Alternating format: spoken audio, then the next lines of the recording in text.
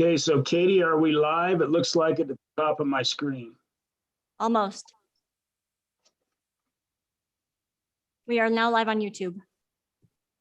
Well, hello, everybody. I would like to welcome everyone to the June 28th meeting of the Broadband Task Force. Affordable, high-quality, high-speed internet is a necessity in today's world. If Wyoming wants to keep up with our surrounding states and a faster and have and foster a climate for economic development, we must ensure that every business corridor and every citizen of Wyoming is served by high-quality broadband. I believe the mission of this task force is threefold. One, review what the legislature and the governor did last year in session and determine the effectiveness of the broadband programs and legislation that have been put in place. Two, establish priorities for broadband and connectivity for the American Recovery Plan Act dollars. And three, think collectively and outside of the box to move the needle on broadband deployment in Wyoming. I would like to thank the governor's office and broadband providers for their work at Wyoming. Broadband deployment is not static. The world will constantly utilize more data and with a need for higher speed. We must continue to think of the future or Wyoming will be left behind. And so with that, Brian, if you could do roll call. Senator Cost, Present. Senator Schuler,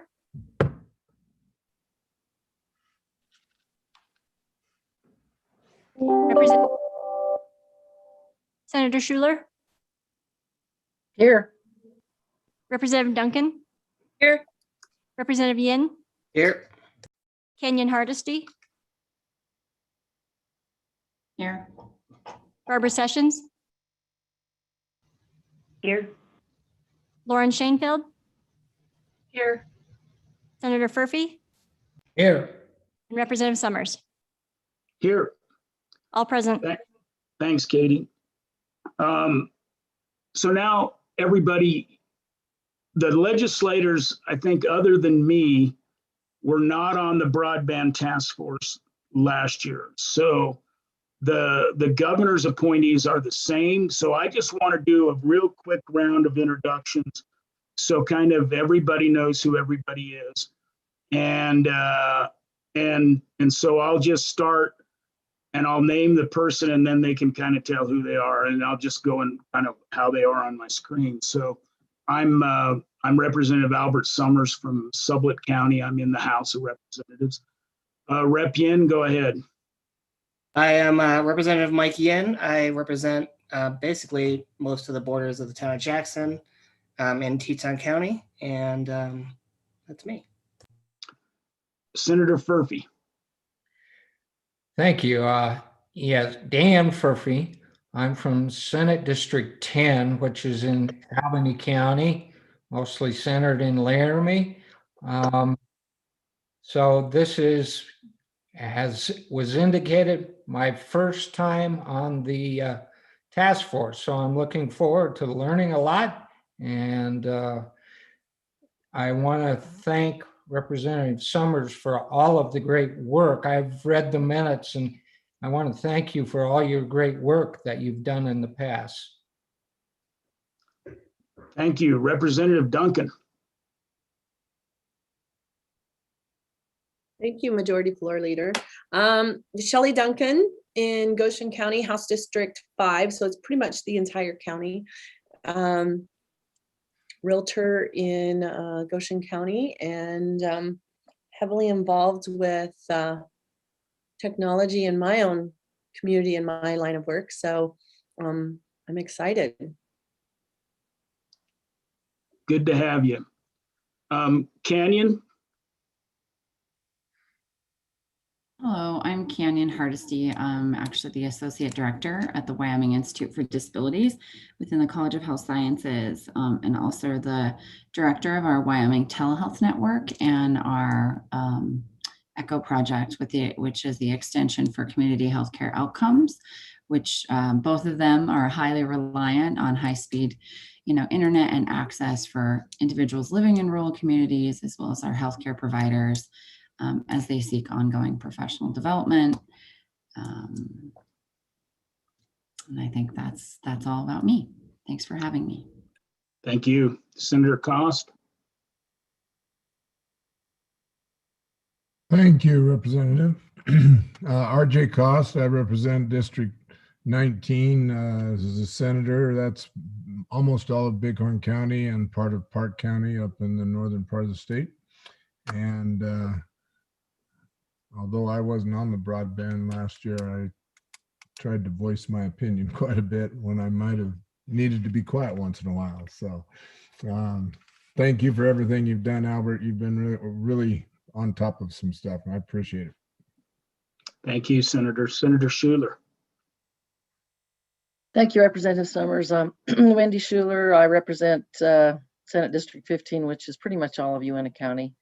I'm a retired educator, and obviously after going through the pandemic and seeing how we had some shortages in some of our areas with broadband, I'm excited to see what this task force can do to continue the good work that's already been done. And I thank Representative Summers also. Thank you. Thank you. Lauren. Thank you, Mr. Chairman. I am Lauren Shainfeld. I'm a county commissioner in Sweetwater County, live in Rock Springs, and I have been a part of the broadband council, the state broadband council, since its inception. Currently the chairperson of that council, and then I'm also on the NACO broadband task force. Thank you. And NACO is the National County Commissioners Association group. Is that correct? National Association of Counties, yes. Cool. Good deal. Barbara. Good morning, everyone. My name is Barbara Sessions. I'm the Vice President and Chief Operating Officer for Silver Star Communications. We're a broadband provider here in Lincoln County and Teton County, Wyoming, as well as some areas in Idaho. And I am also on the Broadband Advisory Council with Lauren, as well as sit on the U.S. Telecom board for robocalling. So happy to participate. Thank you. And I just want to say, Barbara, goes back to the beginning of when we really started the state to try to get involved in broadband, and she was on I believe she was on one of the Endow subcommittees or committees or main drivers, and really she drove broadband onto that agenda and kept going. So we really appreciate her effort there and all of your efforts. And so with that, the next order of business is the election of co-chairman. And so I am not the chairman right now, but I would accept nominations for chairman. So moved. Well, we got to have nominations. So Senator Cost. I would nominate you, Representative Summers, and Senator Furphy for the co-chairman.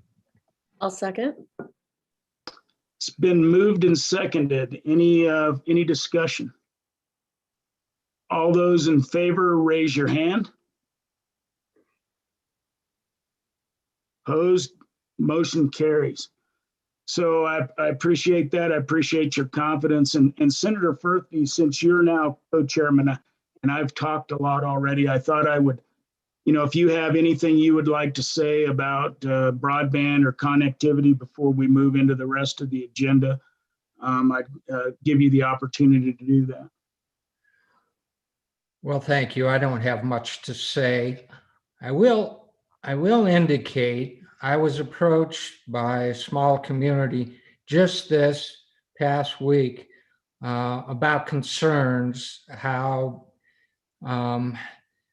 particularly they do not have access to broadband. It ended in their neighbor next to them, but the company that provides that could not go the extra distance to get them included in broadband. It was very frustrating to them, and I think that's important. I'm also very concerned, as I've expressed, about making sure that children living in low-income areas get broadband coverage because their parents can't necessarily afford it.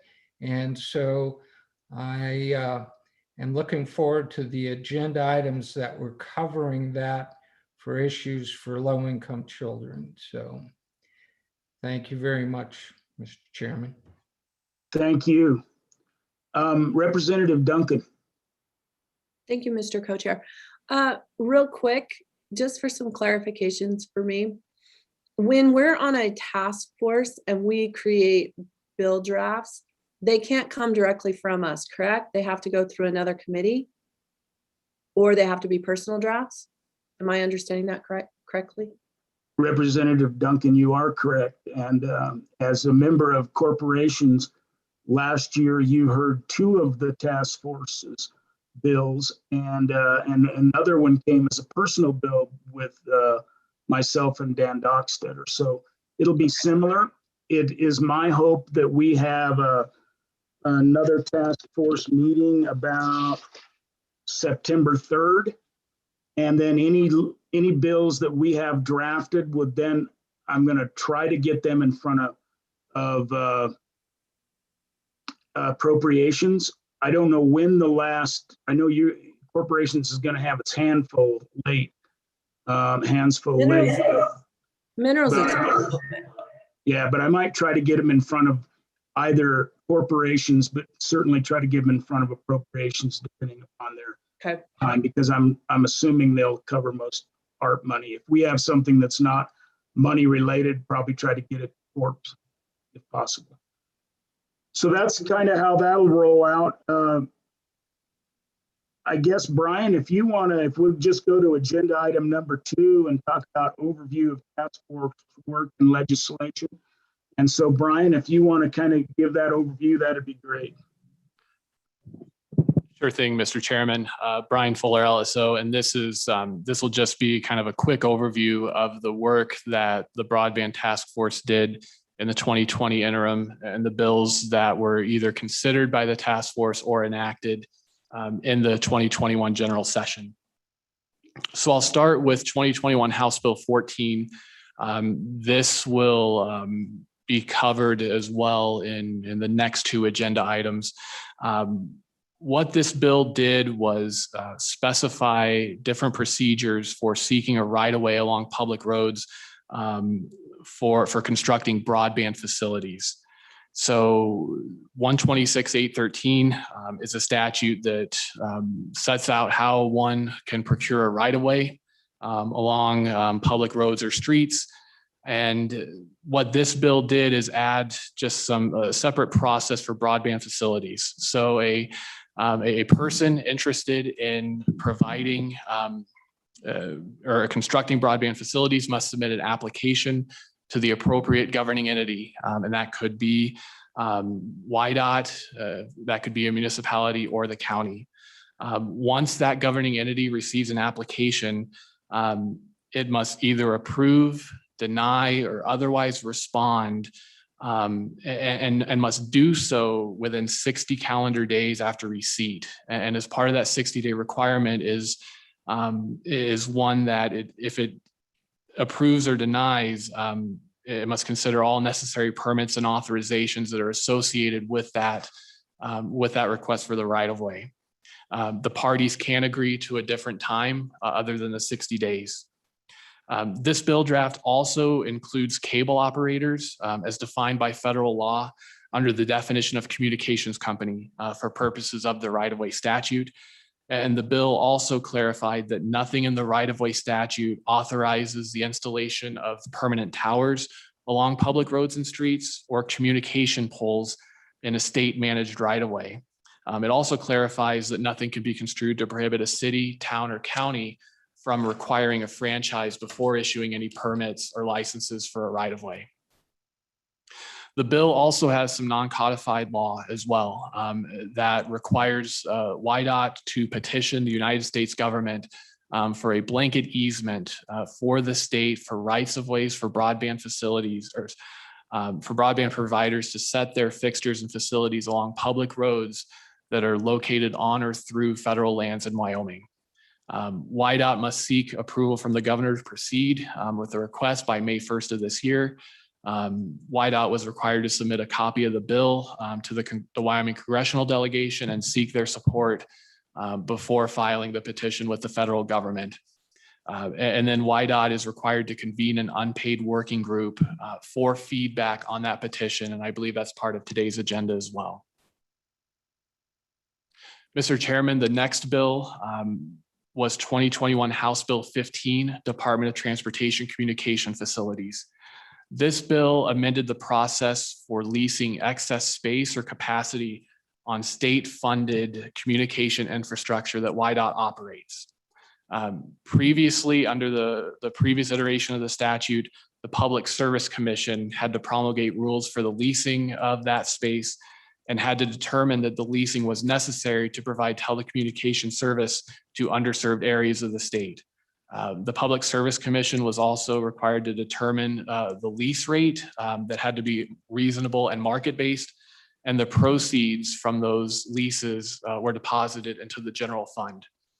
With this bill, that changes the process to where now YDOT will have discretion to lease excess capacity on state-funded infrastructure that it operates.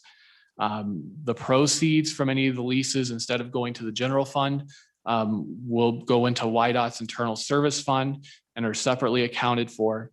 And these lease proceeds can only be used for maintaining, reinforcing, and repairing WyoLink's network and towers. The bill also defined broadband provider and telecommunications company for purposes of this leasing. The next bill is 2021 House Bill 197, Connect Wyoming Program federal funding. And this bill appropriates CARES Act funds to the Connect Wyoming program, which was established by the governor and the Business Council in 2020 for the provision of CARES Act funds for broadband projects around the state of Wyoming. And this bill appropriates an amount to be specified by the legislature to that program. The funding would be for those additional broadband internet projects, and the funds can be expended until December 31st, 2021, or the last day allowable under federal law, whichever is later. And Mr. Chairman, with that kind of uncertain or appropriation that is not a sum specific, that's what one of the bills to be considered later today will do, is appropriate funds to that program. The next bill, Mr. Chairman, 2021 Senate File 76, Broadband Development Program Amendments. This bill amended various provisions of the Broadband Development Program, which is under the Business Council, and which the legislature created in 2018. The bill authorizes middle mile projects under the program as an eligible project for funding, so long as there is no overbuild or duplication of infrastructure in the completion of that project. The bill amended speed requirements for funding. So any sort of project, instead of meeting 1 gigabit download speed in business areas, now must meet 900 megabits. And the upload threshold was reduced from 100 megabits per second to 35. And again, that's only for business areas. The bill also allows state agencies to partner with private providers to seek project funding. But unlike local and tribal governments, which is the current law, state agencies cannot apply individually for funding if no private entity partners with the agency. The bill also amended application requirements. Applicants must include a shapefile as well as any other information that the Business Council may request as part of the application. It removes application requirements for applicants to contact other broadband providers in the project area and solicit responses from them before that provider submits their application. The bill also clarifies and provides that certain application information that's submitted is confidential. The bill also amends the challenge process by which a broadband provider can challenge an applicant's application. When an application is submitted, the Business Council must now notify certain providers, those who have provided their information to the Business Council, They must notify those providers that an application has been received. And then a challenger, if that challenger does challenge, can show, as part of its requirements to succeed on its challenge, can show that it currently provides or has started construction, or, and this is the new part, has received federal or state funding for a project in the proposed project area. If the challenger fails to provide service in the area after the Business Council denies funding to an applicant, the challenging provider under this bill cannot apply for funding for the next 5 years, and the council cannot deny funding to an applicant as a result of the challenge from the same challenging provider for the following 5 years. And that was increased to 5 years in this bill from 2 years. And then, Mr. Chairman, I'll just note 2 other bill drafts that the task force considered but did not advance. The first, 21 LSO 199, broadband support and funding.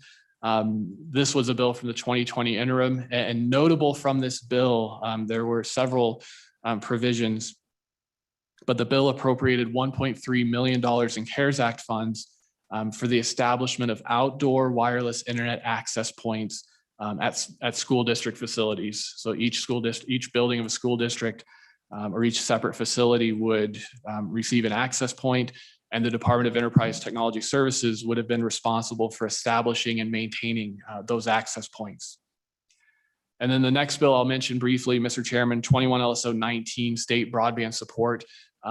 This bill had various provisions in it, some of which were split out into separate bills that I've discussed already. For this bill, I'll just note that it provided a process for granting access to the Wyoming Unified Network to Wyoming communities and healthcare providers, and it would have appropriated $100 million in CARES Act funds for that access and for any projects associated with the expansion of access to the unified network. With that, Mr. Chairman, task force members, I'm happy to answer any questions. Brian, I appreciate that. And I'm wondering, while you're sitting there, if you can, just to let the new members know and the old task force members get them caught up. As you will recall, we had some spends on CARES Act dollars. We created some bills. We didn't go into another special session, much like this time around. And so those things, many of those things ended up in recommendations, a letter that went to the governor that was recommendations from the task force. And perhaps, Brian, you could, if you can come up with that set of recommendations, you could email that out to the group. Similarly, I think as we look going forward, certainly bills are appropriate, but if we have recommendations, particularly before the legislature gets going. So think about, we put in place a legislation last year that gives the governor some authority to spend ARP money and the leftover CARES Act money beginning September 1st.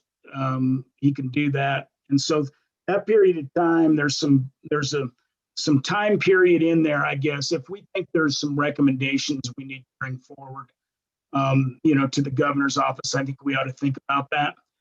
Is there anything that needs to be done immediately? Can we hold on to that till the session? I think those are important things to think about. And particularly as I think of Barbara, as I think of you, somebody that's actually putting projects on the ground and your cohorts, is there anything that we want to try to get done more immediately that it can be done?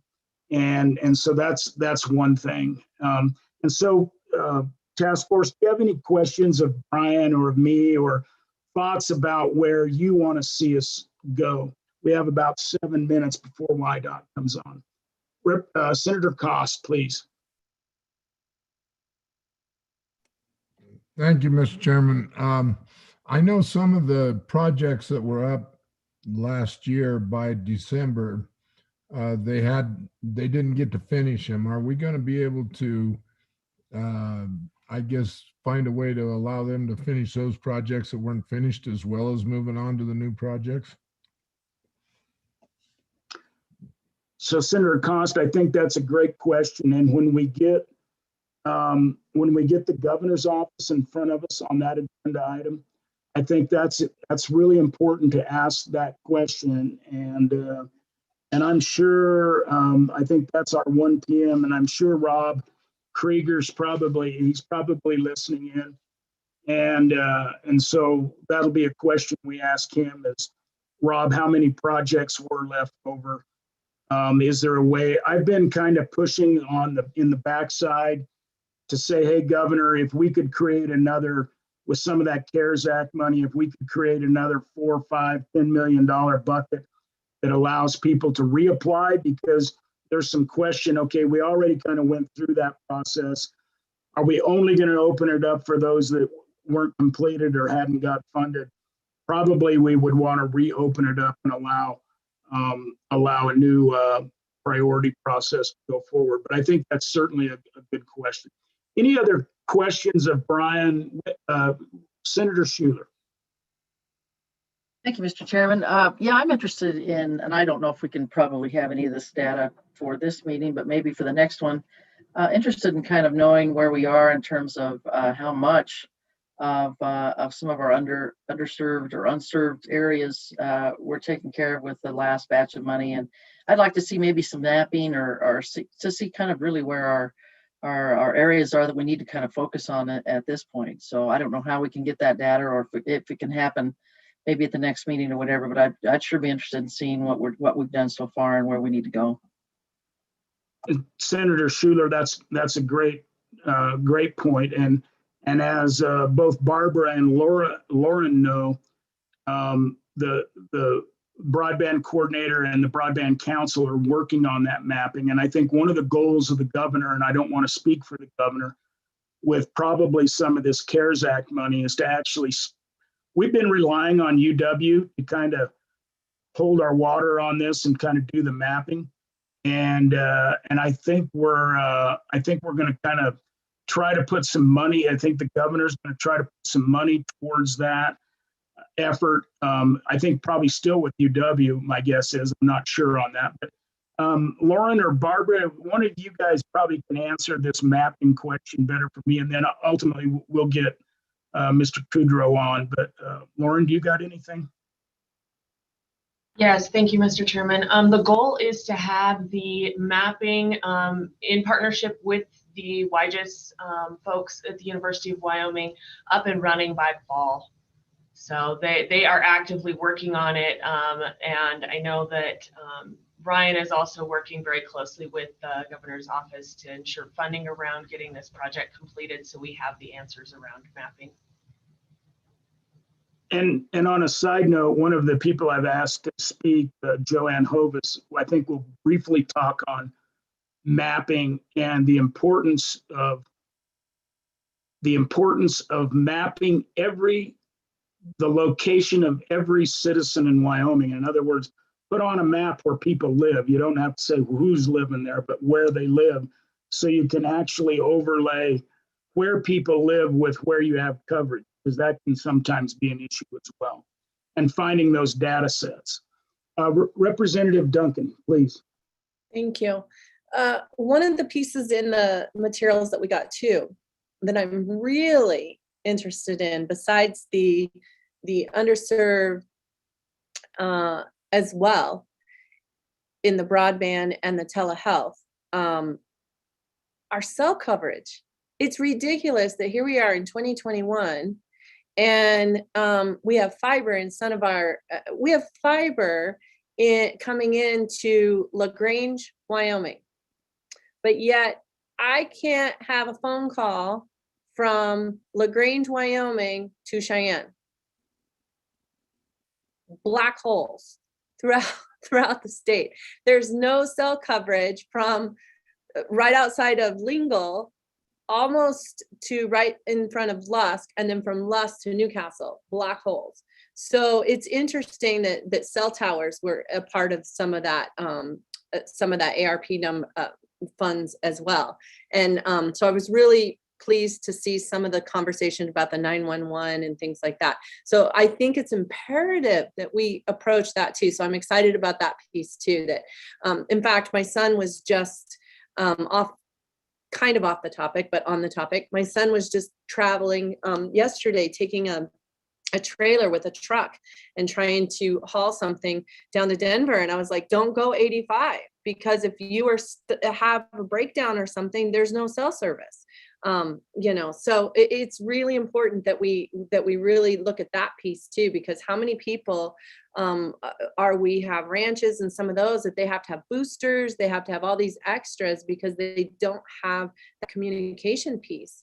So it's really important. And on the telehealth part, same thing. We have all these rural people who are out in the middle of nowhere, and how far do they have to drive just to get to the grocery store, much less to have, healthcare coverage. So I'm really excited about this, but that map is so crucial because, you might have something here, but within a couple of miles, it's a dead zone. There's nothing. So I think it's so important that what we're doing is so important right now. It's my 10 cents. Sorry. No problem. I'll take one more question. I think that's a great comment. And I think it was at the Broadband Council meeting, they showed a map, or it was last year at our task force on cell service. And I think we do need to, I know it's a tough nut to crack, but we need to make sure we include some of that in the, in funding, right? We need to figure out a way to improve our cell service. Representative Yen. Thank you, Majority Floor Leader Summers. So I'm interested in seeing if there are success stories from other rural states that we can learn more about and maybe steal some ideas from. I know that we're not the only ones that receive CARES money, so I'm also interested in seeing how other states use their CARES money towards broadband, and seeing what other policy ideas that we may not have come up with that we could take from other people. I know, for example, North Dakota has over 2/3 of their state covered in fiber. And so learning more about how other states succeed is something that I'm interested in. Thank you, Representative Summers. Very good. And I had Brian send you out a document that was sent to me that kind of goes over some of that, of what's happened in other states. And I think there's some good things in there that we can visit about. Anybody else? Quickly, I'll take another one if there's anybody else would like to say anything before I move on to YDOT. Go ahead, Senator Cost. Thank you, Chairman. The only other thing I would like us to consider, or at least look at a little bit, and it probably ties more to the transportation than to us, is that updating the new 911 calling system so that we've got better coverage throughout the state of where people are located when there's troubles, to be able to get emergency people there on time and in a timely manner and accurately get to them. I think that's pretty important. I know I've got 2 different cases up here where that was an issue. Very good. Thank you. I know that's a passion of yours, and certainly we should look at this. With that, Brian, I saw you pop up. Are we kind of ready for YDOT? Mr. Chairman, we can be. I was just going to let you know that that I did send the 2 letters that the task force sent last year to the governor with various recommendations. I did send those to all the members this morning. Very good. And I guess why I'm on that, and if Rob Krieger is listening in, and maybe Brian, you could resend those to Rob. And then if there's things on that list that they didn't address, maybe they could talk about, the governor's office talk about why they didn't address those issues. For the most part, I think they addressed most of them, but there were some maybe that didn't get addressed. So with that, Brian, I think we'll go to agenda item number 3. And YDOT working group from House Bill 14. And I just thought this was a good opportunity. We put this mandate in from YDOT to to hold meetings. They've held a meeting, but I thought we have a really good group around us here and some of our cast of characters.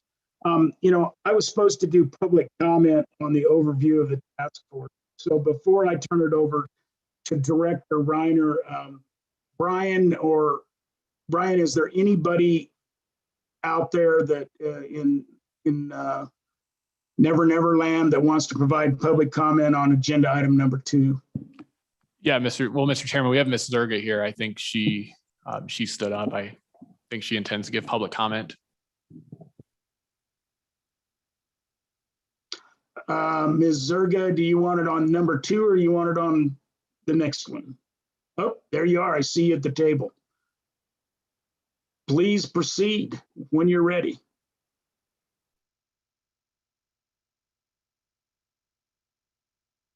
Push. There we go. Hi, I'm Liz Zerga. I represent the Wyoming Telecommunications Association. I just wanted to make an introductory comment on the history regarding the Broadband Legislative Task Force and the bills that were passed. As you know, the Wyoming Telecom Association is the rural provider group. We cover in our traditional area about 40% of the geography of the state, the most rural aspects of the state. And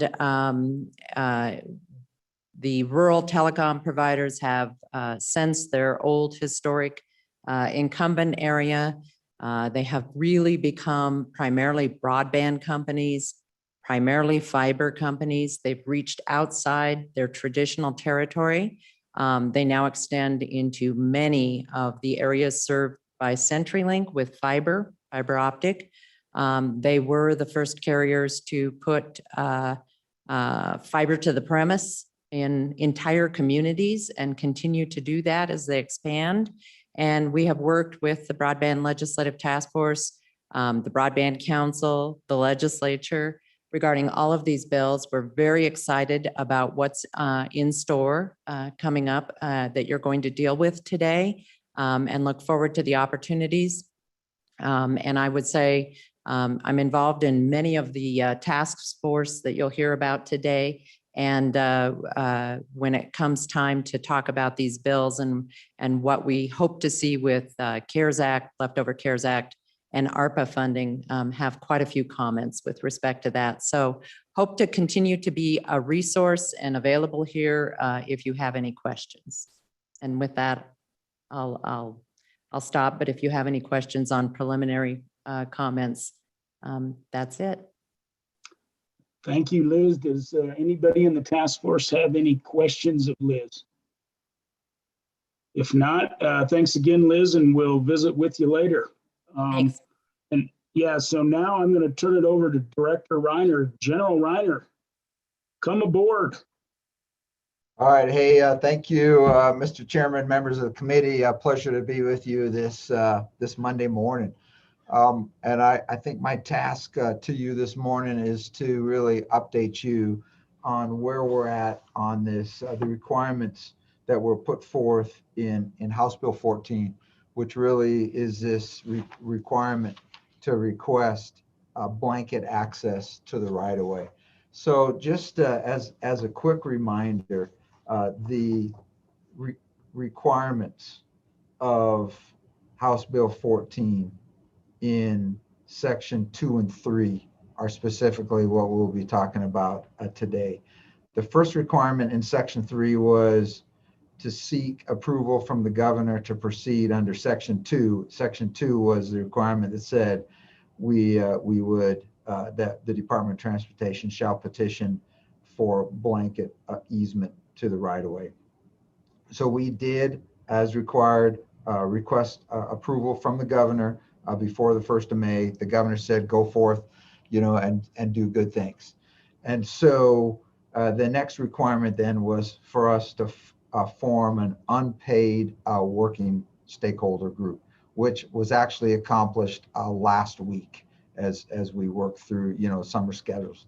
So in that stakeholder group, certainly members from YDOT across my organization, Parks and Cultural Resources, really with specific emphasis from SHPO, the Wyoming Business Council, specifically Ryan with the broadband initiative, and then multiple representatives from the interagency. And so we appreciate actually from the industry, and we appreciate the industry joining us to really help solve this issue. I tell you that we really took the approach of, hey, we do think there's some potential here to actually accomplish something based on the really new guidance from the legislature.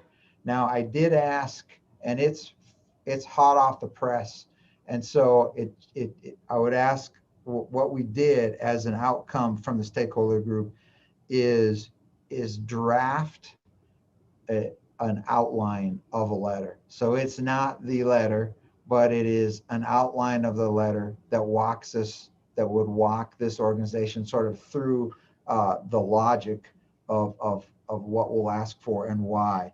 And so I think just in terms of ease of maybe briefing you on where we're at, would suggest if you just check your email and see if you have, it should be probably a note from LSO, and it would be on Department of Wyoming, Department of Transportation letterhead. And it would be, the subject would be petition for blanket right-of-way permit process. And it'll be, if it pops in, it'll be, just moments ago. But I'll just start walking you through the logic there, and feel free to interrupt me at any time. But this then would sort of form the basis of our argument. And so really we would propose that we say, hey, we're going to likely send this letter, the same letter to Director various. Reiner? Go ahead, Chairman. Director Reiner, thank you. And just before you really start, I want to let I think it's so old hat to probably me and Lauren and Barbara, but there's been a real challenge for the rest of you and the public. There's been a real challenge with providers being able to get access particularly across federal lands, even if it's in highway right-of-ways, even if it's in U.S. highway right-of-ways, interstates, you name it. It's been difficult to get access across those federal lands, and it's really held up a myriad of projects. And so this was a fairly high priority, and I should have said this at the beginning, but it's been really a high priority to try to get this streamlined. And so, General Director, I'll turn it back over to you, but I thought I better give a little backdrop, which I should have done earlier. My apologies. Hey, no, you bet, Mr. Chairman. That's you're right. I'll tell you, just to maybe pull that string a little bit more, is it's not uncommon when we start, the permitting process. Really, in the end, we're the ones that give the permit, but it's got to go through a lot of people to get before we can do that. And whether it's the Forest Service or BLM or sometimes Bureau of Rec are really the three, or National Forest, are really the entities that we deal with. And it can take anywhere from 6 months to 2 years to get authority for, broadband to really be installed in our right of way. Because what you have to remember is we don't own that. When we go through federal land, the state of Wyoming does not own the right of way. We have an easement for purposes of transportation. And so that now we're changing the nature of that easement. And so then it gets into the bureaucracy that's involved. And it's NEPA, and it's everything that's associated with that. And it is not fast. And so we hear the guidance, of Wyoming as saying, man, we got to speed this thing up. And so that's our approach. I think everybody agrees that, hey, it's got to go faster, and it's a problem. So as we started the letter, we would anticipate basically the same letter going to all of the federal agencies that we mentioned, and then certainly CCs to our congressional office and the governor and the Wyoming State Legislature, et cetera, et cetera. but we thought we would start the letter with basically saying, hey, federal government, we see broadband as key and critical to our health, our safety, and the economic viability of the residents. And as you know, Senator Schuler's already pointed out, and this morning, and I heard some comments from Representative Duncan about, you know, the importance of communications wherever you are in this state.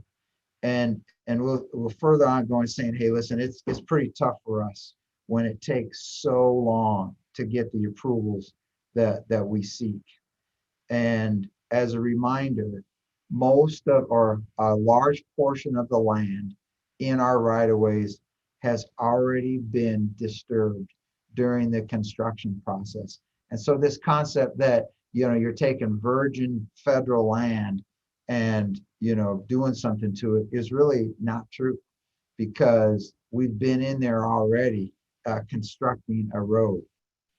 We see the risk, you know, if you trying to think like, you know, the other side, we see the risk to our environment as specifically to our cultural artifacts, to our history and heritage. And so that as we started crafting the argument, you know, we don't see the risk as a huge environmental issue. It's a risk to our cultural heritage if we discover something that had not been discovered before. And so our goal through the process then is to speed up the process while protecting the environment, which we in Wyoming love. Hey, we treasure our land, we treasure our cultural heritage, and we will do everything in our power to protect it. So that sort of shapes, you know, where we're at. And then the next section of the letter, which would be paragraph number 2, you know, if you have that letter up, is really to say, listen, we think that our intent mirrors your intent, federal government, because just this year, in fact, on the 22nd of April, that we received a letter from the acting administrator of Federal Highway concerning efficient use of our right-of-way. And I actually asked, so you should all have copies of that letter as well in your inbox. And what that letter really does is it says, hey, listen, we recognize right-of-way is really important. We understand that we aren't timely, and we want to increase, you know, our responsiveness in terms of right-of-way, specifically for, well, broadband. And I think there is electric vehicle charging stations and a couple other items in there. But for me, what was important was the intent of the federal government saying, hey, listen, we recognize an issue and we want to speed it up. And then interestingly enough, there's been an executive order that was pushed out that really said, hey, federal agencies, we want you to expedite and streamline the implementation of broadband across rural America. So again, federal intent in writing to do really what this House Bill 14 asked us to do. And then there's a couple other initiatives trying to like have one application process. And so the intent of that portion of the letter would be say, hey, federal government, really, we think you're intending to speed this up. We want to speed it up. So paragraph 3 then would say, WYDOT and the state of Wyoming really wants to assist you, federal government, in streamlining, you know, this broadband process. And we propose a whole of government approach, which involves everything from our state legislature to the state of Wyoming executive branch, and then to our federal partners in this initiative. And let me remind you that preservation of land and culture are key, because it's very important to us in the state of Wyoming. And in fact, we have the full cooperation of our state historical preservation office. And WYDOT will be the responsible steward for lands in the right of way, including federal agencies. So that's our ask. And then specifically then, here's in paragraph 4, gets down to our specific recommendations. So after you sort of built this, hey, we have the same goals, and let us help you support those goals. So we would propose that WIDOT act as a single permitting agency. We will ensure that we have the right procedures to review cultural, which would be key, and environmental if we have to, with our state agencies to assist the federal. And that's really where SHPO comes in. We'll keep the federal entities involved, informed of what we're doing. And our goal is rapid permitting for areas that have been really previously assessed, and probably a little bit slower on ones that haven't been, but still rapid there. What we decided to use as, so this whole discussion comes up about, well, what's been disturbed and what hasn't been disturbed, and to what degree was sort of this whole NEPA and cultural review done. And I did learn something in the process, that really that all started in the 1966 National Historic Preservation Act.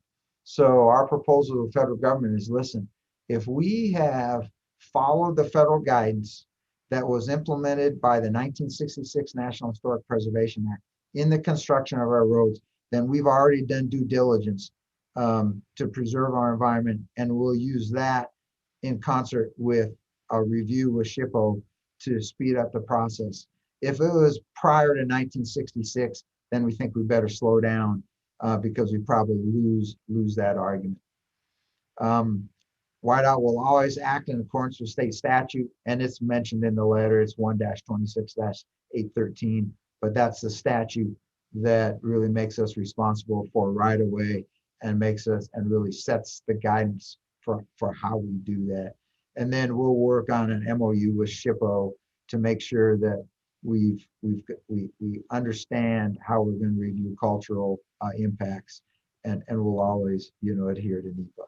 And so that's really the concept of, I think, the road ahead, pending guidance from this group.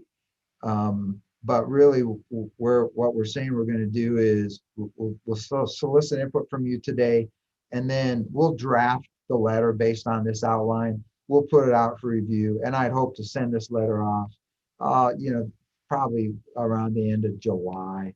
But Mr. Chairman and members of the committee, that's really just a rapid rundown on where we're at and what we think our logic is going forward, pending your comments, guidance, and input.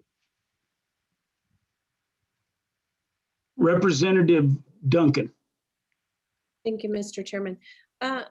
Director Reiner, help me understand. I love the idea of a single permitting agency for consistency, for speed and such. What's the process now? Do they have to go through several different? I know that they have to get permission from municipalities and such, but what's the current permitting situation? How many different agencies do they have to go through in order to get this through? Director Reiner.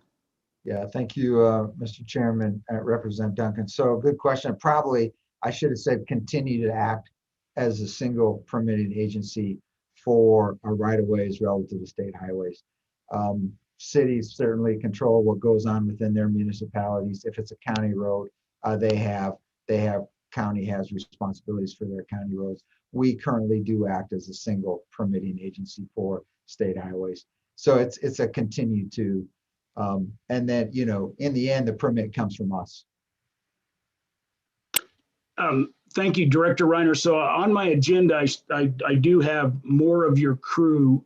I'm wondering, do you have further presentation? For example, I have Troy. Troy just popped up.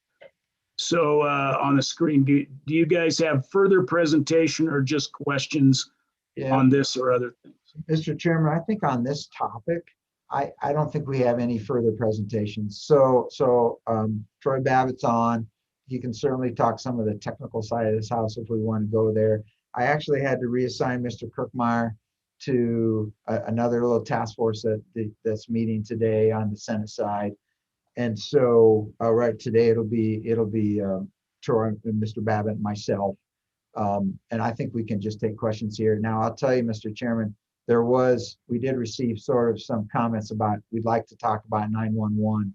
And so if you have questions on 911, I did ask Mr. Babbitt to do a short, we've got a couple pages of PowerPoint that we can walk you through current condition of that. But I think at this point, we can just stand for questions on House Bill 14 and what we talked about. Okay, thank you. And I guess, I was fortunate enough to sit in on the first kind of work group meeting you had. And one thing that I offered up, and I would like Brian to get it kind of down on paper, and then we'll get the group's thoughts. And I know SHPO's working with them.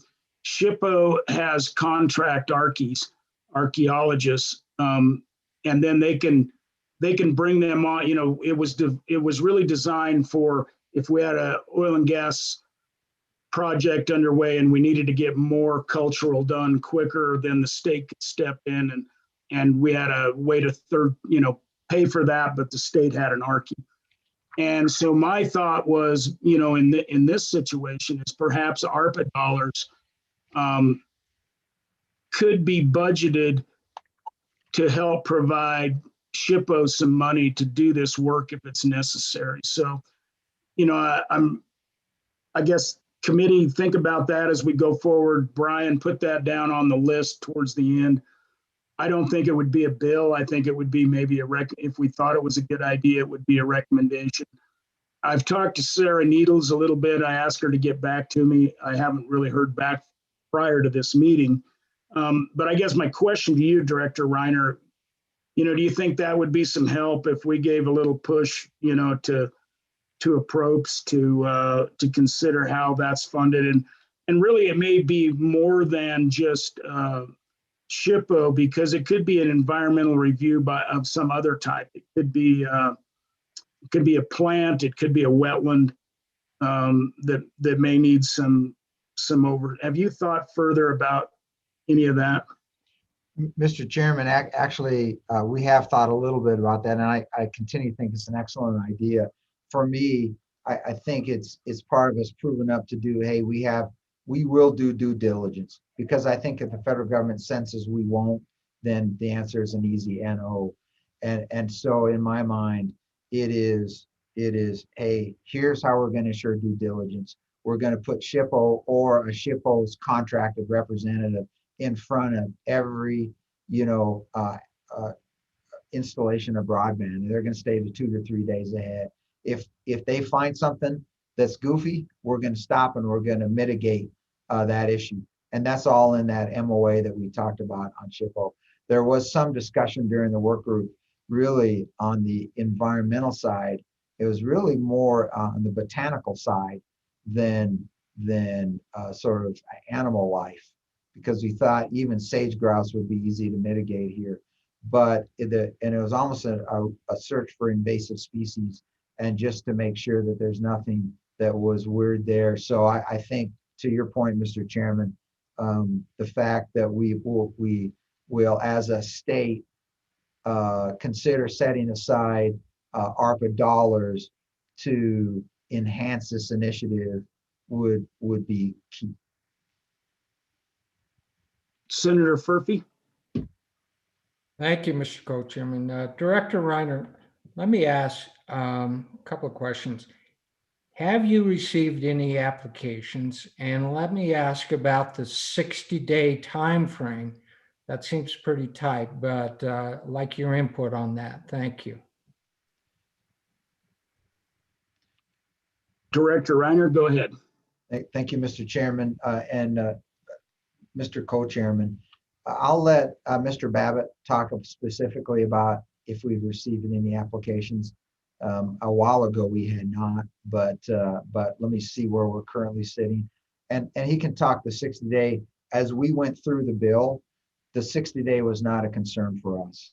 We have individuals that work this full time, and we have historically not had any issues turning our portion of the permit in that timeline. The long timelines for us have been the permitting process that we're discussing here, not internal to us. So the 60 days did not concern us at all. But let me, with your permission, Mr. Chairman, turn it over to Mr. Babbitt. Mr. Babbitt. Thank you, Mr. Chairman. Troy Babbitt, Chief Technology Officer for YDOT. At this point in time, as the director said, as the legislation reads right now, it is 60 days. To my understanding, I have not seen any other federal requests at this point in time coming through on that section of it. I do want to just clarify one type of situation. YDOT, the permitting process for the ISPs does have to go through those federal portions with concurrence from us. So individually, BLM, forestry, that type of situation, they do. That's what we're discussing here, is trying to alleviate and help that. And the issue has really not, at this point in time, been the 60-day issue at all on the YDOT side of the fence. It has all been related to the federal. We do not know. We're still learning exactly what the permitting process involves on the federal side of the fence. In our discussion that we had with the stakeholder meeting the other day, certainly heard from the service providers that even when there was a CARES Act and they were trying to push to get those dollars spent before the end of the year, that the federal agencies came back and said that process will not happen. And so they were unable to apply for some of those feds based on those timelines. So Mr. Babbitt, do we have any ongoing applications for broadband into the right of way? Mr. Babbitt. Mr. Chairman, Director, on the YDOT side of the fence, we are consistently working with the broadband providers on the permitting on certain segments of middle mile, last mile sections. So I don't have the exact number in front of me. I know it is probably around 10 to 15 projects, I believe, that we're working on the broadband side of the fence. And my understanding is there is no delays from our side of the fence on our sections there. Barbara, please. Thank you. I guess I just want to throw in a couple of items. The first is I'd like to concur with Mr. Babbitt. YDOT is very good at meeting their timelines as far as the permitting process. As far as the federal agencies go, that is typically where we see the issues, and it could be dependent upon which district you're working with as well. So some BLM districts are very good and they're very timely, others are not. So even within the BLM, you'll find different timelines. As far as the permitting goes from like the environmental side, if you have multiple agencies that you're working with, they are using a similar application or the same application, but once you get more than 3 federal agencies that you have to permit, that automatically triggers a full-blown environmental assessment, which could take well over a year to complete. So I think that's what this working group is trying to alleviate. So if we can work together with the federal agencies to come up with a solution, I think that's going to be the best bet to getting broadband in the ground. Representative Yen, please. Thank you, Mr. Chairman. Director Reiner, thanks. I think this letter is very good. Do you think so? And I'm also very hopeful for this administration to put some priority towards rural broadband. Do you think that there is any specific hiccups you might encounter?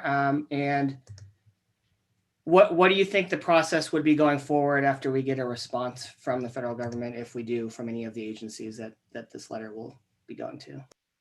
Director Reiner or Mr. Babbitt? Yeah, thank you, Mr. Chairman, Representative Yin.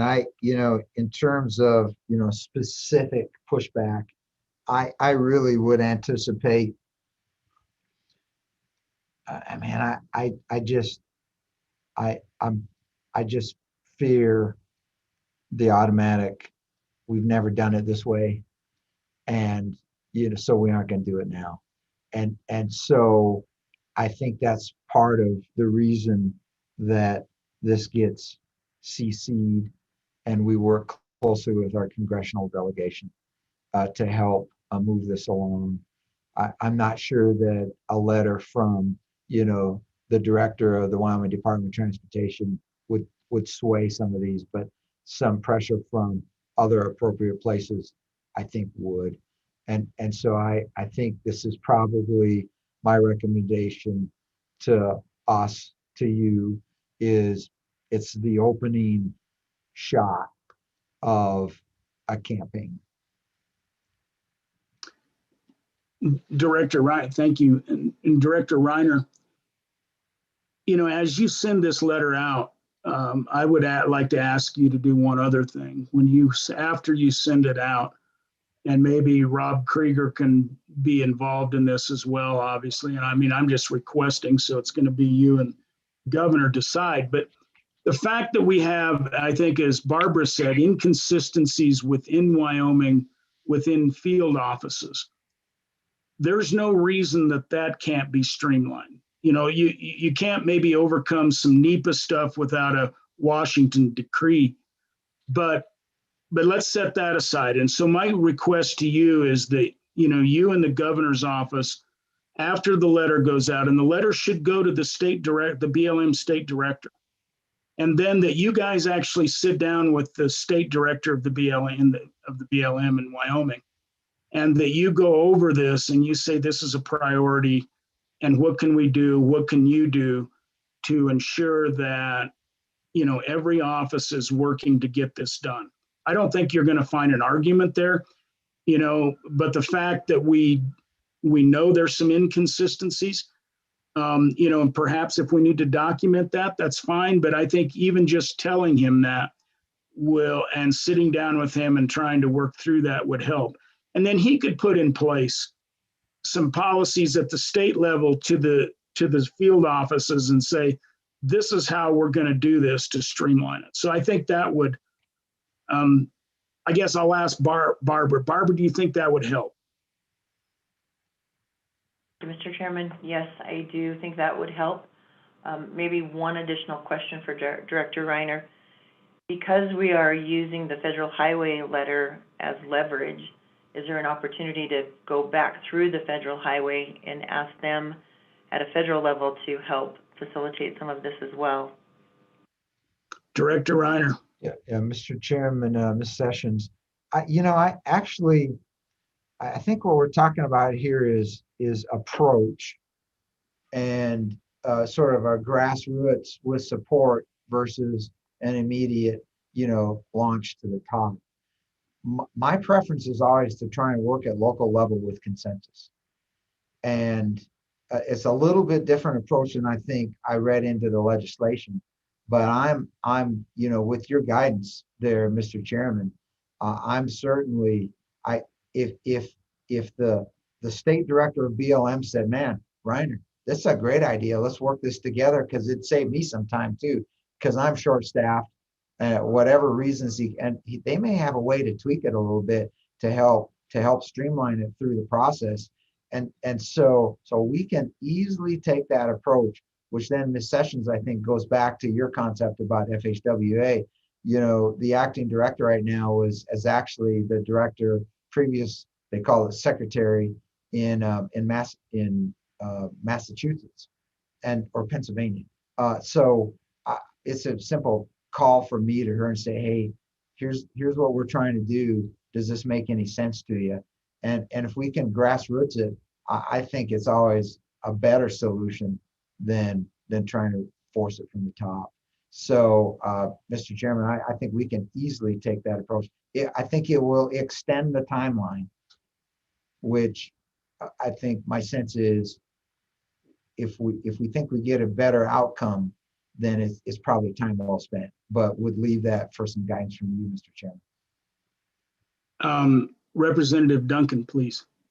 Thank you, Mr. Chairman. Also, keep in mind, I'm a realtor, so I always think by marketing standards. Keep in mind too, when we do this, we also think about the fact that this could also be potentially, and the way you're wording your letter, I think, is brilliant, because this is coming from the idea of, we are a very red state, and we are reminding the current administration that here you are, these are your priorities in your administration, and we are a very red state, and we are highlighting your priorities. So what a great win for your administration. So keep those kinds of marketing ideas with your letter, and how you remind these administration and such that it's a win-win, that here we are, a very, very conservative red state, yet here you are, you know, administration, that this is a win for you, that you have this particular state, and we're gonna help you with a win of your rural broadband initiative. So just my 2 cents of, I think your letter's great, and if we keep going down that road, it's a win for them. So to keep reminding them that it's a win for that administration. You know, and I think, go ahead. I did have a question from somebody who's watching. She said, does the new statute deal with railroads? She remembers in the 70s, the railroad would let the phone companies bore under tracks in Wheatland to extend the phone services to folks on the east side of the tracks. Her memory is that it took at least 2 years to get this done. Senate File 14 didn't, to my knowledge, did not touch railway right-of-ways, and so maybe Brian can put that on our list to see what railway right-of-ways have, or you know what the potential is there. Certainly, there might be some value to that. You know, I think it's not. I think it's fair to say, oftentimes, federal agencies promote one thing in one department, and then another department slows it down. So that's not unusual at the federal level. I think this is probably a bigger issue than a lot of issues to connect America. I think that has become a unified voice out of, it doesn't matter what your political inclinations are. We want to connect America. And so I think, I really think, General, you have a great opportunity here. And so I'm going to move on to 911, but at the end, I want to go back, or go forward, I guess, and talk a little bit about your Dig Once policy and where you're at with that, and particularly getting, you know, multiple providers access to conduit and Dig Once, and just, you know, I've had that conversation privately with you just to see where you're at and how that's all working out. And so, Mr. Babbitt, let's go to 911, which is Senator Koss' kind of a priority. So I'll turn it over to you. Thank you, Mr. Chairman. So again, I'm Troy Babbitt, Chief Technology Officer at WYDOT, but I also am the 911 coordinator for the state of Wyoming. If Brian can give access to Melissa to show the slides. I did put together just a couple of quick slides just to talk about current legislation of 911 within the state of Wyoming. And while that's coming up, I'll go ahead and talk it. So as I was appointed the 911 coordinator in 2019, at that point in time, the state of Wyoming was in a situation where if there was in fact any federal grants available, we could not apply for it. There was 2 rules that were always required. You needed to have a 911 coordinator, and you needed to have a state plan, and we had neither at that point in time. So House Bill 161 started that whole process. We got the coordinator in place, and since that point in time, I've been working with all county level PSAPs, public safety answering points, or the dispatch locations. Now statewide, we have 29 primary PSAPs across the state. Next slide. And again, and currently 911 services are all handled, funding, everything at the county, at the local level. This is the first attempt that the state has had any input to try and assist, and certainly the reason for that is to try and apply for those grants if in fact they come forward. Now, even currently, there's a $15 billion LIFT award or grant out there, opportunity, and that's what we anticipate. Hopefully that will come through. But even the national organizations, NENA, the National Emergency Numbering Association, and NASNA, which is the National Association of State 911 Administrators, they've had concerns, and they've been up on the House trying to get some things straightened before that were actually to come forward. But we fully anticipate at some point in time that there will be a grant available. This anticipation would be that the state of Wyoming and WYDOT, myself being representative of 911, would be the one that would be in place to apply for those grants. And then in those conversations with all of these PSAPs and all of our local administrators, we have done a tremendous amount of surveys the last couple of years trying to gather information as to what PSAP is where, from everything from their phone service to their CAD system to their broadband connectivity. And I'll drive that home here in a minute.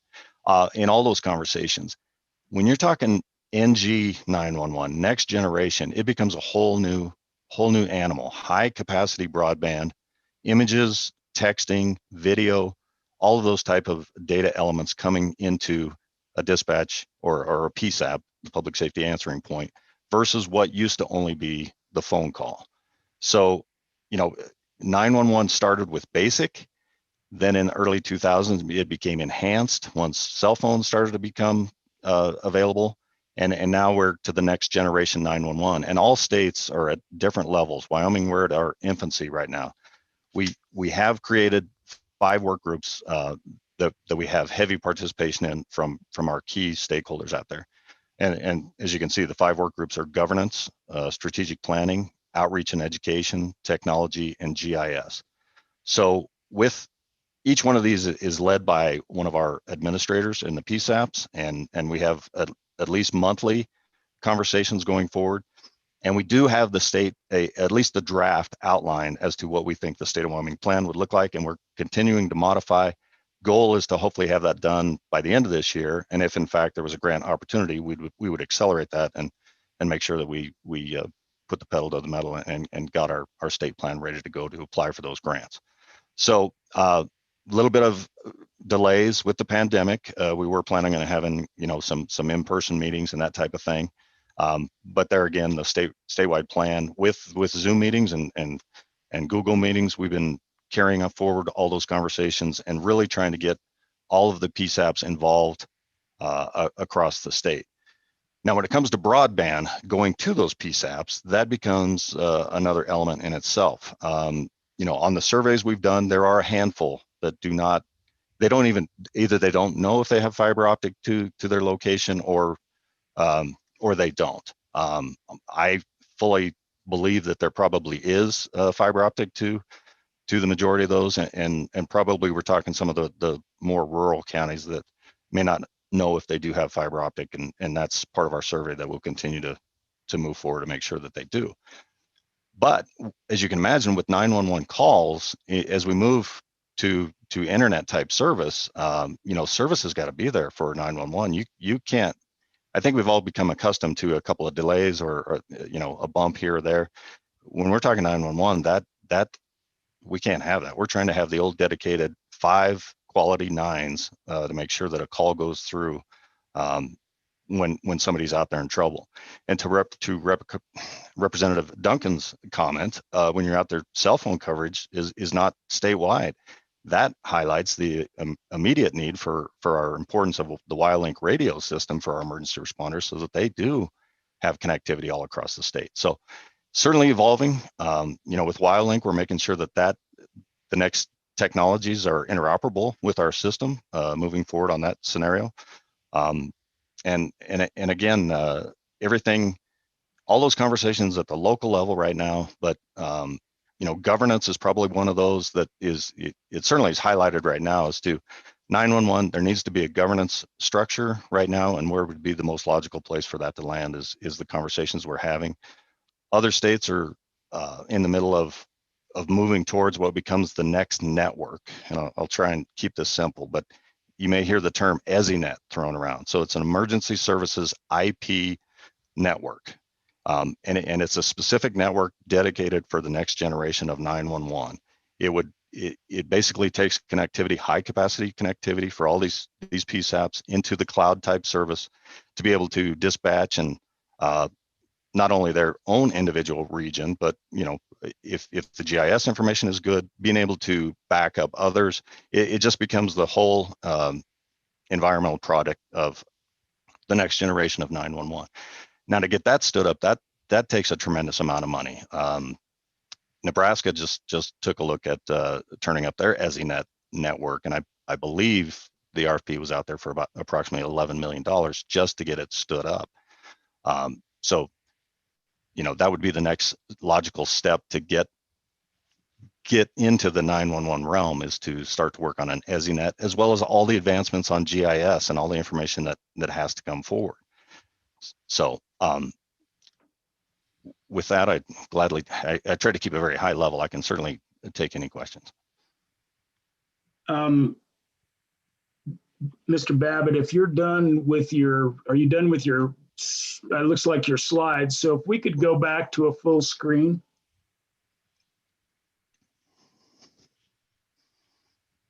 Thank you. So my question, Mr. Babbitt, is sounds like, you know, as we talk about ARPA dollars or CARES Act dollars or moving forward, it sounds like you have a pot of money that's not yet available, but probably is going to be set aside for this. Do you see any, let's put it this way, are there holes, you know, if that grant process comes through, has it been defined somewhat? You know what you can and can't spend that on. Is there a hole that you see that needs to be filled? And I'm sure you'll have conversations with the transportation committee as well, but just kind of let us know, you know, what's that money can be used for. Where do you see your holes at? Mr. Chairman, to that point, absolutely. This stakeholder group, what I would anticipate is with the surveys that we've done, who needs the latest upgrade on their CAD system or new phone system or whatever, that would be those submittals coming into the sub grants, and then there would be a select committee that would help determine the amount of dollars for each individual counties and how to be fair, because all of these PSAPs across the state are all over the place. You've got some that have had the money to do some upgrades, and then you've had some that absolutely do not have any funds and are still limping along on some of the old type of technology. So my anticipation, there would be a select group that would take a look at all of these requests coming forward, prioritize those type of things, if whatever the pot of money was, and the percentage broken out apart, and shared the funds to those local PSAPs.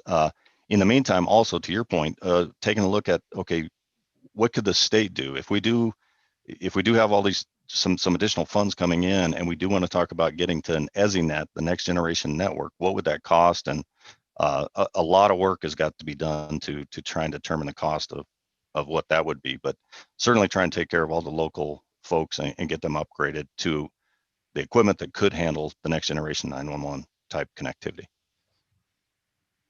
Okay, thank you. It sounds like, you know, currently there's maybe nothing this committee should be looking at. I guess that'll be a question. And Senator Cost had his hand up, so I think I'll go to Senator Cost. Thank you, Mr. Chairman, and thank you, Mr. Babbitt, for what you've provided us with.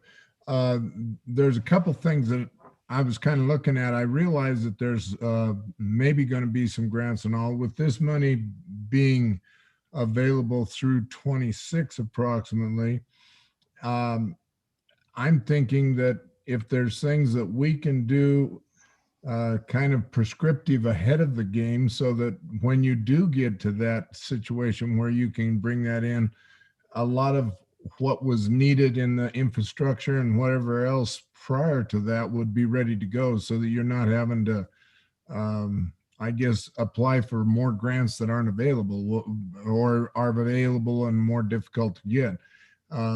My biggest thought was, with the amount of money we've got, if we can put some of that money into this, it would probably allow us a better coverage in the future. What are your thoughts there? And Mr. Babbitt, just as you think about that question, and we think about WildLink as well, you know, so these are two kind of competing interests, but that are of the same, you know, not entirely competing, because one's getting to where areas where you don't have cell. But as we get more cell, the WildLink, will some of that need kind of drift down, and how much will it drift down? So kind of talk about both of these. You know, are there things that we can do with ARPA money, or should we be considering in terms of emergency communication, whether that be WildLink or 911? And so what can we do, or what should we think about? Mr. Chairman, I'll try and address Senator Cost's question first. Absolutely. We are trying to identify, we feel like in working with all these local PSAPs and identifying who is in desperate need of an upgrade or a type of situation, that is exactly what we're trying to do. That will help us prioritize. And then as they try and justify the needs for a pot of funding, that certainly would be moving forward. And Co-Chairman Summers, to your point, the WireLink network is critically important because a voice call uses very, very low bandwidth. And that's why WireLink can push the signal all, hundreds of miles. And cell phone technology is looking towards that next generation of high capacity broadband downloads type of situations. So in the future, you're going to hear, if you haven't already heard about FirstNet by AT&T, and that is the nationwide network, which is built on cell phone type technology. AT&T won the award nationwide. They are expanding tower coverage across the state of Wyoming. But then you've also got the competing wireless vendors, the Verizons, the Union, other folks, Silverstar, that are doing their local wireless piece of it as well. So a lot of players in the game. Bottom line, we want to save residents. We want to make sure that the emergency responders have the tools that they've got to get there. That's why we are doing such a hard look and making sure that our technology is interoperable for cell phone technology and continues the great quality that WireLink provides across the state. So Mr. Babbitt, before I go to Representative Duncan, so I just had a text from somebody says WireLink doesn't compete with 911. Well, no, it doesn't. But in some areas of the state, we rely on WireLink to eventually connect to 911 or similar type emergency services. So talk about it, and I'm sure you've thought about this. So as 911 cell, as it spreads out, you'll have the need for less towers and WireLink or not, because it's, obviously firefighters, they're probably not on their cell, they're probably on their radio. So kind of talk a little bit about two and how they're separate, how they're together, how expansion of cell will affect WireLink. And then about, are you in conversations with the Transportation Committee? Do we need to try to get some ARPA dollars to WireLink, or is this cell piece more important? So Mr. Chairman, in my opinion, WireLink, a lot of the towers are out there on those remote mountaintops. I'm not sure cell phone technology is ever going to be out there on some of those locations because of where they're located. Hard to get to. We've got snowcats that try and get those in the middle of the winter if something were to go down. Critical communications. Now, dispatch utilizes WireLink to dispatch those folks out there on their radio network. So everything has a fit, depending on if you're just trying to get a call out to dispatch people, or with next generation 911, if you're trying to see maps or whatever, the high capacity images, video, whatever you're trying to see is going to be utilized on the cell phone technologies, that high capacity broadband. WireLink, in my perspective, is easily going to be around for another decade. We're a very rural state. You've got where we have those forest fires. You're not probably going to get cell phone coverage into some of those areas because they're probably just not a business case to get out there. As the advancements continue, a lot of our WireLink radio, we're incorporating some of the high capacity connectivity, fiber optic, into it wherever we can. It used to be built on a microwave backhaul network, but there is a possibility of utilizing the microwave backhaul to expand emergency services as well moving forward. So kind of two different scenarios, but they are certainly merging with, it just depends on how big of those packets or the information. I like to separate it as voice calls versus data, whatever those two, to simplify it. So Mr. Babbitt, to re-ask the question, what are you looking at for WireLink expansion or necessity? And I guess what's needed there, are you working with the Transportation Committee on these ARPA dollars to try to get money for what you may need for WireLink, or should we be concerned about that and be looking to that? Mr. Chairman, I apologize if I didn't answer your question. We certainly have applied for every opportunity that has come forth through our office for the opportunity to apply for ARPA grants. We certainly have to upgrade the base station equipment that's all across the 77 towers plus the new. We do have 16 new ones being built. We've got to upgrade that equipment to get it to the next generation. So we've asked for funding for that. You've got the annual ongoing maintenance piece of it amount, which the counties are working with us trying to find the solution to make sure that the annual maintenance is paid for as we move forward. And then expansion, as you mentioned, that's one of those situations that every time you expand, you just make it that much better. You reach a point where you do probably look and say, okay, is enough enough? Well, that depends if you're asking that small community that doesn't have that WiLink tower. So we were asked last year and the year before that to try and identify. We did come forward with about 20 new locations and working with our current provider Motorola as to some of the coverage gaps of where would be the next locations or where are communities that need the WiLink connectivity. So if in fact there were funds available for an additional tower, we've identified those and we would start to prioritize depending on the amount of funds that each tower could possibly purchase. The other thing I'd like to say is that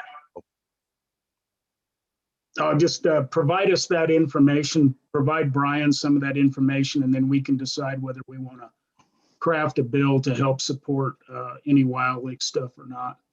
And then Representative Duncan, I think you had your hand up.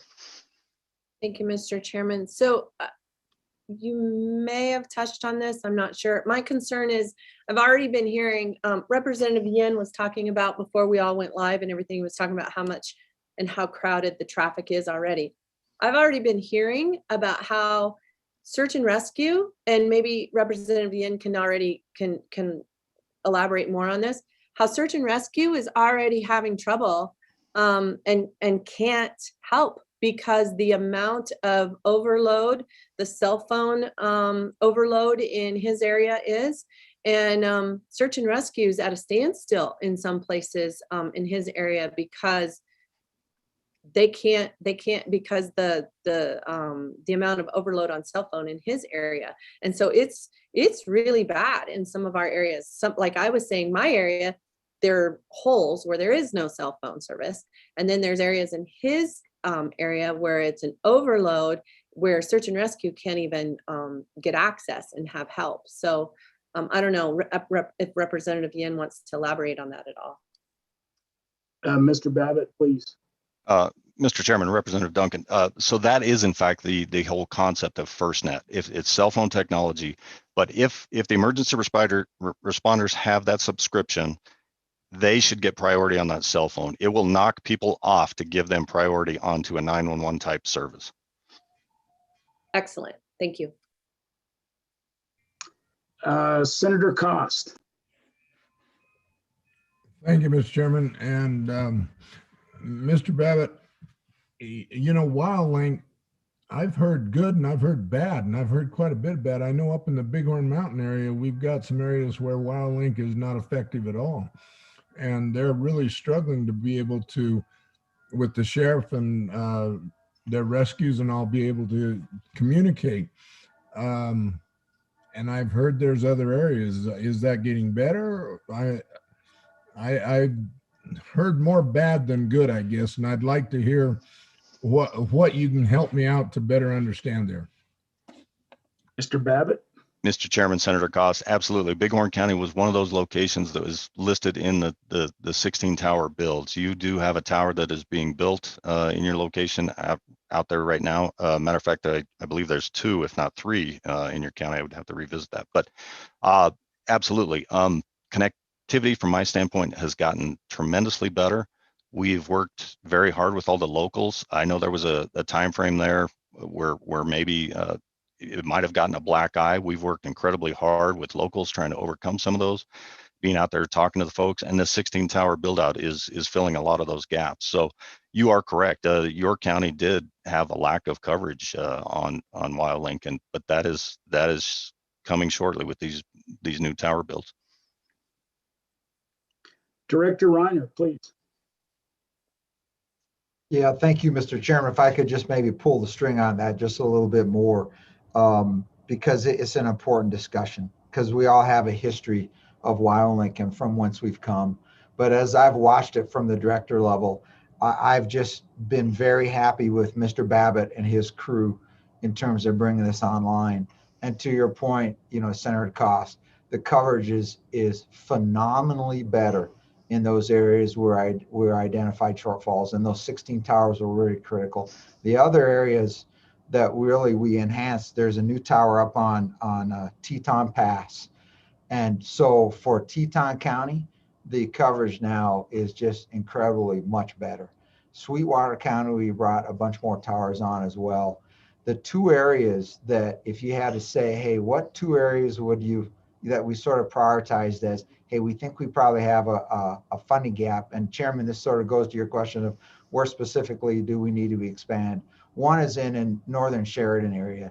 And we have just had, we've got an area up there where there's been some trying to have interagency coordination that hasn't happened very well because there's just not good coverage there. And then the other area, and Mr. Babbitt, you're going to have, is either Bags or Saratoga. And I want to say Saratoga, but you got to square me away on that. But I'm just really, as a director responsible for this, very happy with our ability to say, yes, we're providing, 98% coverage across the state. It's getting phenomenally better. Got still a couple holes, but it's a great system and it's continually getting better.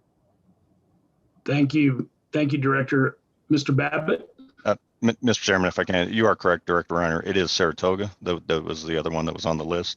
And Senator Cost, Lovell, Grable, and Ten Sleep are the three locations that are getting towers right now.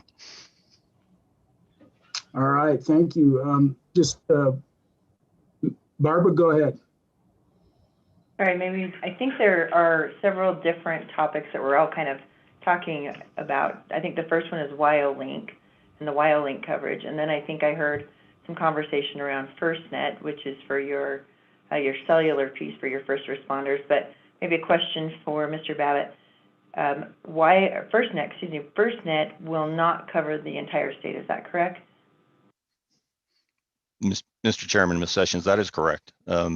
It's very similar. It will be wherever AT&T's coverage is or wherever they have agreements across the state. That is correct. So if I may follow up to that, please. Mr. Chairman. So then we have the third issue, which is this coverage issue that Representative Duncan has talked about. And I think the wireless industry right now is in a transition. You have, if you haven't heard, you have some large national carriers that will be turning down their, what we consider voice coverage, CDMA coverage, here in the next year, and already are in certain parts of the state turning down towers with their CDMA. And voice will be moving from that to VoLTE, voice over LTE. So it essentially will become data. So we're going to have much bigger issues here, I think, in the short term that we'll have to face as a state as the industry transitions. And then I think eventually what we'll get to is this whole open access network where everyone will be able to roam on, if it truly goes this way, anybody's network. So if you have a company who puts up multiple towers with radios, any provider should be able to utilize that. So I think in the long run, our coverage will get better, but in the short term, we're, I think, going to face some serious issues. Barbara, thank you for that. And I think as we go forward as a committee, I don't know that we can help that or hurt that, but if you can think of anything we could do, let us know. I think finally, Director Reiner, if you guys just want to touch briefly on your one dig policy, where you're at, how that's working, any complications, or is everything going well, and kind of explain that to the group that maybe they don't know. You bet, Mr. Chairman. Thank you. So just for the edification of everybody, so Dig Once is a policy that WYDOT currently has that actually was on the books as I came on, although I think the policy was in its final throes and I signed it. And the concept there is the space that we have available in the right-of-way is limited. And that's all we have forever. And it's we buy the minimum amount of right of way by statute to support the transportation needs. And it's a function of safety typically is how much right of way you have off to the side. Our policy is just in general is we do not allow utilities to put longitudinal utility lines in our right of way. It's not compatible with the right of way, basically because the whole goal is to minimize the number of people working in the right of way because it's a safety issue to travel in public. And it's a safety issue to the people working in the right of way. And so that's, I'm not an engineer by trade, you all know that, but I've been schooled up on that as I've come over into this role. Now, the exception to that is free access by broadband carriers to longitudinal installation of, their utility in the right of way. And as has been worked, before me and during me, is we want to minimize the number of times we have people in the right of way. And we want to minimize obstacles in the right of way. Because there's been cases now that I'm starting to hear of, we go to put up a sign and you hit something. Say, "Daggone it," and then it's just a problem. And so the policy as currently written, and it really started with the interstate, was basically if you put in one conduit of fiber, you got to put in 2 blanks. And then when the next person comes along who wants to run fiber there, you basically work on an agreement with the first person who put in it to run the fiber along, and we're only digging once. And so I think probably 18 months or so ago became aware of an issue on our non-interstate highways that says, hey, this ratio of 1 to 2, it's too expensive and you're never going to fill up all their conduits. So can we work some out? To which you said, yes. Just make it whatever size you need to, so that in the future, if somebody else wants to pull fiber, there's space, whether it's empty conduit or whether it's fiber lines you want to rent. And so from my standpoint, I had thought that was working out pretty good, because I think it's an important policy discussion. A couple months ago, really, I really started hearing that it was becoming more of a point of friction, specifically on the non-interstate highways. And so we actually met with the industry, and I received a letter from just Friday with some suggestions and talking points. So, really, Mr. Chairman, what I tell you is I think there's still some issues we've got to work through between the state and industry. I am looking for some innovative solutions. But I think the dig once is really an important policy to try and minimize the impact. Even if you go to that federal level, the federal highway letter that came out in April that said we support use of right of way, very much in there was dig once. Let's be smart about how many times we access this. And I don't know, somebody may say, hey, why don't you own the conduit? I really didn't want to get into the conduit management issue, but I mean, it's a solution for us. And so I don't know. I think there's still some things we need to talk about to figure out, hey, what's the best going forward? But it's a limited it's a limited asset of the state that we're giving, at no charge for good reason to industry to expand broadband. And so at the intersection there, I know there's got to be some sort of discussion we can have. There is conduit, there is installations going in as we speak, and we're utilizing the one dig policy. So that's, Mr. Chairman, currently where we sit. I would share with you, every time you put a machine in the ground, there's a risk of hitting something. We really worked through an issue up in Lincoln County, and with broadband that was going in, not as part of a whiteout project, but at the same time as a whiteout project in the same space, and the contractor who was doing the install for a broadband provider hit an unmarked irrigation line. And I can't even tell you the number of hours I've spent trying to work through that issue and with many, many entities. And so, you know, there's real ramifications for the policy discussions that we're having. Mr. Chairman, that's probably enough for now, unless you have specific questions. And I guess General Reiner, just, and you can send this to Brian, but I would like to know what the policy is on access to that conduit, and how whoever puts the conduit in, how they, you know, what they can charge for that and how they can charge for that. In other words, can they overcharge for that? How is that determined? You know, how is that access and pricing determined? And is it done in statute or not done in statute, or where do the authorities lie?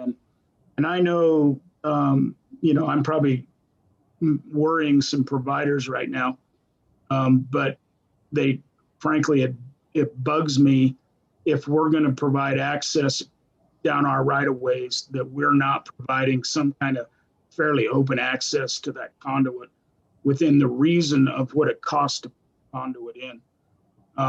So I'd like a little more information written on that, and I want Brian to mark that down. And then somebody had their hand up, and I can't remember who did. Oh, Wendy, Senator Schuler, please.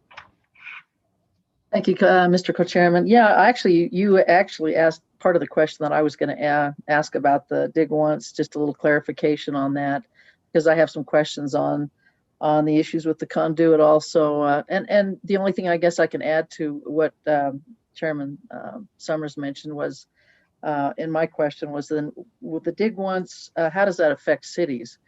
Can they still require a company that's coming in to have the two conduits, the 1+2 or whatever? And like I said, I think you asked the other part of the question that I was going to ask. So if you could just elaborate on that just a little bit. Thank you. Director Reiner. Mr. Chairman, Senator Schuler, so that's a good question. So our policy only applies to really state roads, and it's really, you know, you sort of break this thing down into long haul, sort of the middle mile, and then the last mile. And cities fit in the last mile. And really, we have not applied to this rule to that, even if it's our road in a city.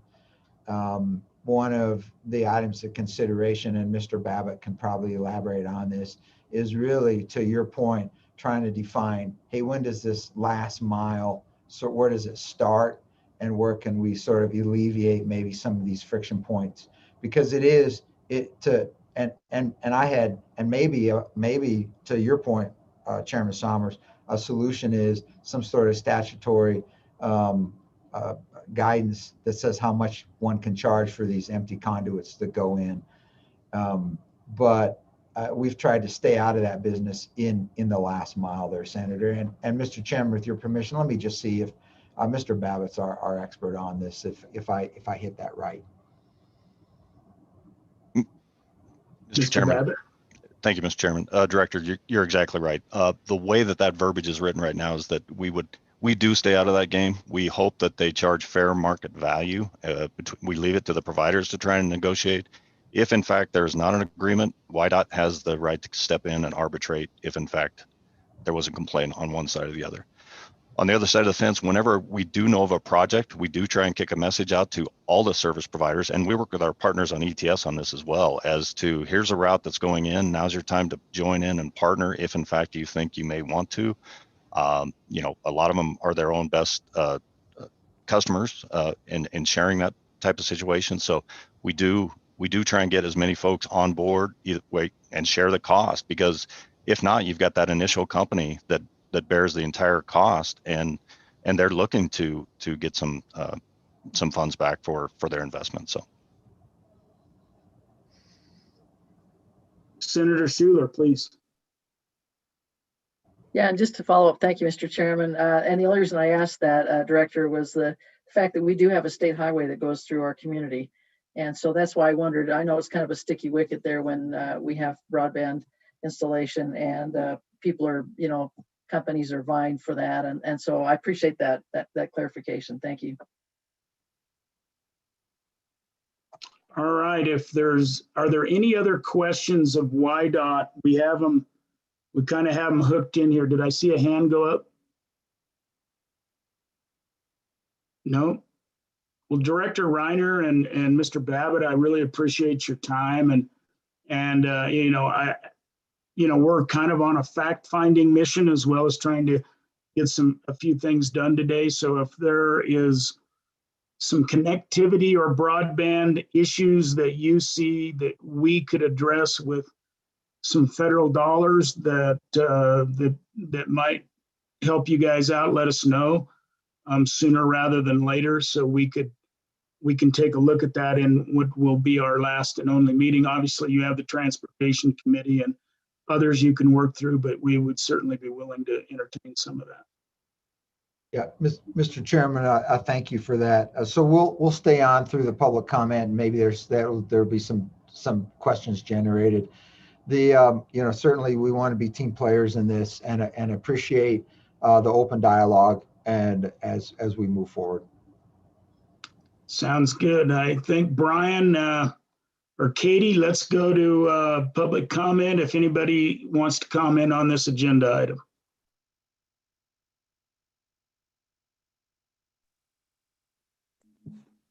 I see Jeremiah Ryman. I don't know if that's later or now. I see actually I see Liz. So let's go with Liz because she's walked to a table, so I know she wants to talk about this.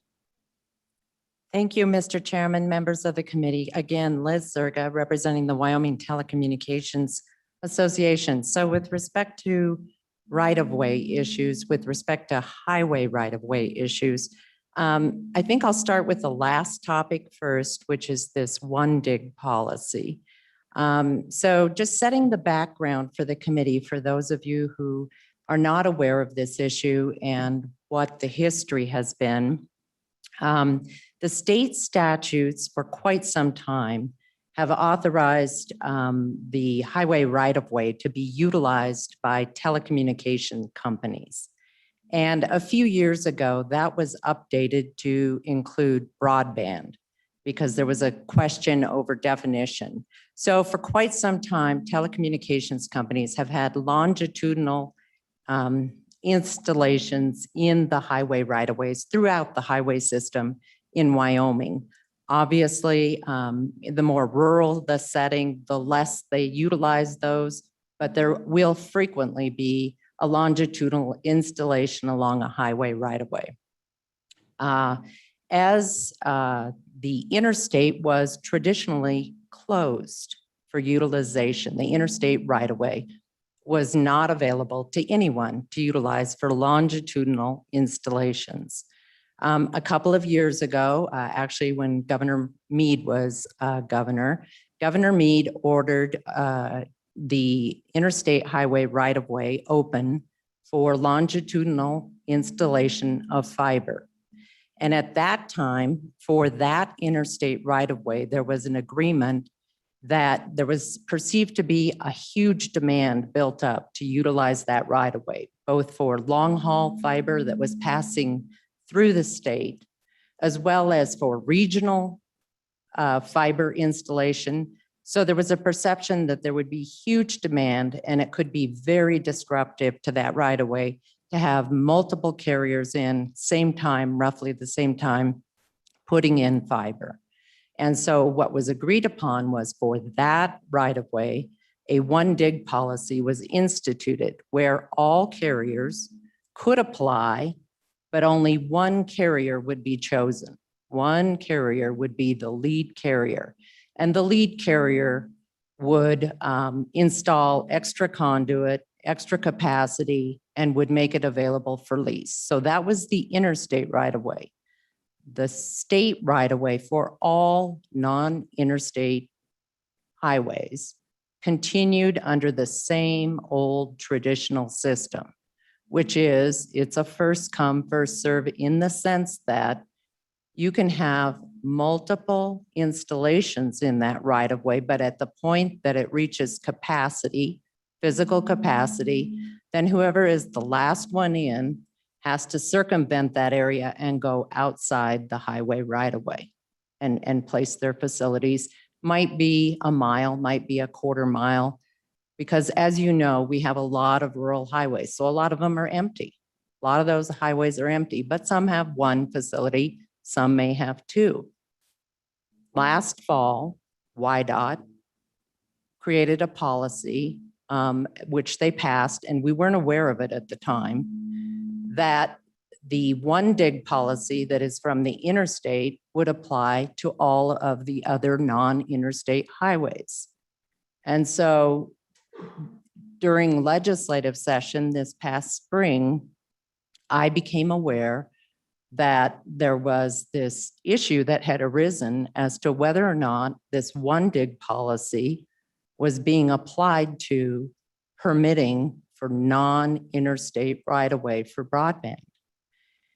And what we determined was some carriers were receiving notices that it applied to their pending permit. That in other words, they would be, quote, the carrier, or that would have to install extra conduit for their project for potentially some other carrier in the future. So the moment I learned about it, I have been in contact with YDOT, and we've had a series of meetings.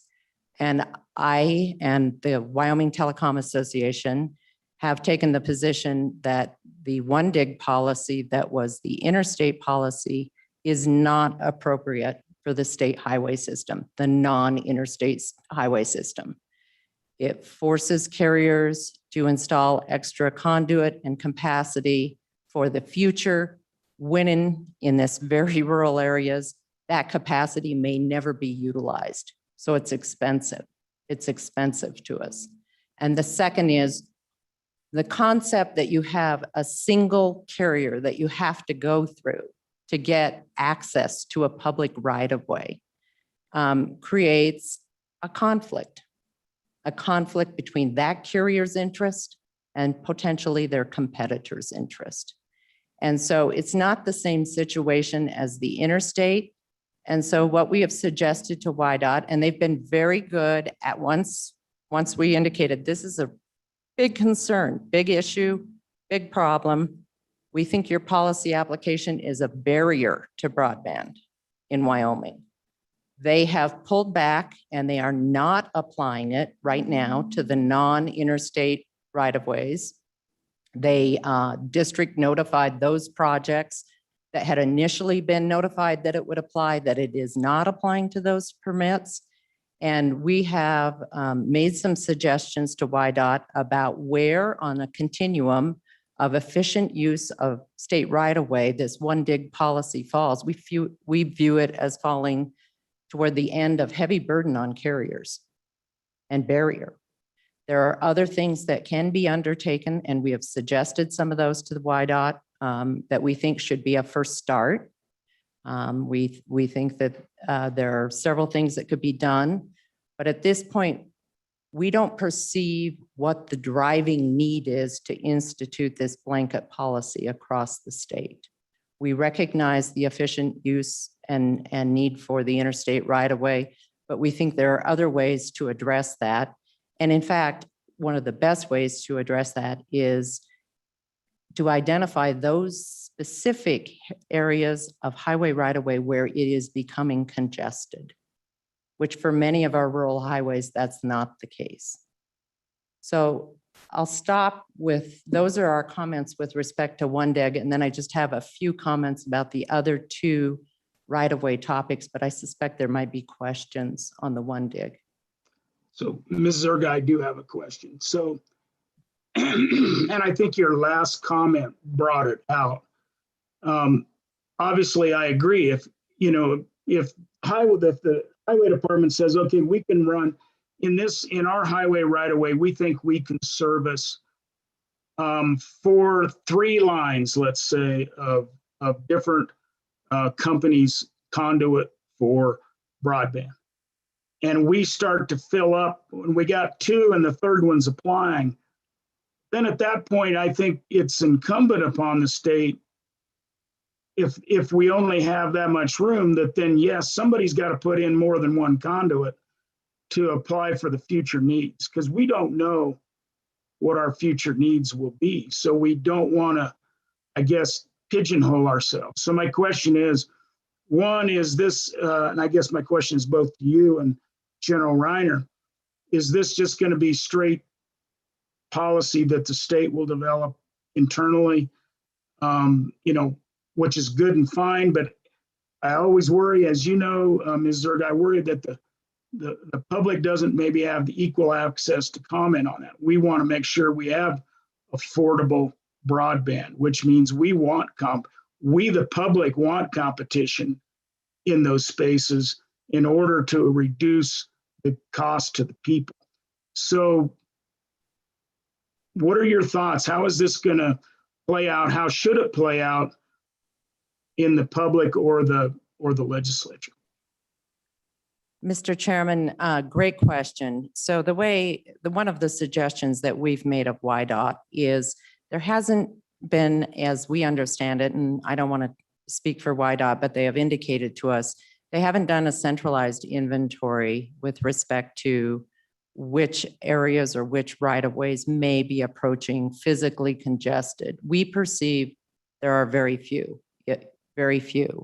And we've said, hey, YDOT, why don't you do that inventory and bring to us the areas where you believe it is truly getting physically congested in the right-of-way such that there may have to be a solution with regard to shared conduit. And we've suggested that as a first step, identification instead of blanket application of this across the state. And your point, Mr. Chairman, is that the public ought to have a say on that. And so one of the places that the public could have a say would be through the Broadband Council to take a look at that, because the Broadband Council has also the interest of making sure that broadband is available throughout the state and done on an efficient basis. And the public can be invited to those meetings as well. And that's one area where that could occur. We are still at the stage where we've just made that suggestion to YDOT as an alternative. They haven't had an opportunity to respond to that. I want to continue to work with YDOT on this. They've been good about pulling back on this policy while we have these discussions. So I don't want to overstep and say that is the solution. YDOT certainly has their perspective as well, but I appreciate and agree with what you said about the public having opportunity, because broadband is so important to Wyoming's future. And thank you, Ms. Zergen. And so Director Reiner, just going forward, if you can, update a committee, keep the legislature involved, or update the Broadband Council, there's all those. I think that's a great way to do it. If there continues to be a problem, obviously at some point, the legislature may step in. That's kind of, in my mind, a last resort. But at the same time, I think there needs to be equal access to Wyoming's highway right-of-ways to every provider. Just because you were first in shouldn't mean that you own the world. And so that's something I want to see ensured, and I'm sure Director Reiner, you do as well. Yeah, Mr. Chairman, I'll tell you, we're committed to keep working this issue. We understand the importance of broadband throughout the state, and that's, as Ms. Zerg indicated, that's really why I said, hey guys, don't hold up installation as we work out this policy. Let's get going on getting this done. I mean, we understand the importance to the state, we're throughout the entire state. We benefit as well, and our employees benefit. So it's key to us. I think from our perspective, and part of this discussion is I think we would say we really don't want to wait until the right of way is congested before we have to start, doubling up. This is 2021. We're going to have the same right of way in 2021. Well, maybe we won't. Maybe we'll all be flying stuff. But 30 or 40 years from now, we've got the same space. And so I guess we're looking for some innovative solutions to try and minimize the impact on a a limited resource, which is all of our resource, which is this right-of-way issue. And so I think that's the dialogue. Is there something that we can do to eliminate this competition friction while conserving space in the long run? And that's the discussion. So, but we're committed to be part of the discussion and part of the solution as we go forward. And we'll keep everybody apprised. If we understand the importance of this. And I appreciate that. I really appreciate that, Director Reiner. And as you go forward, if you see that the statutes of Wyoming don't allow,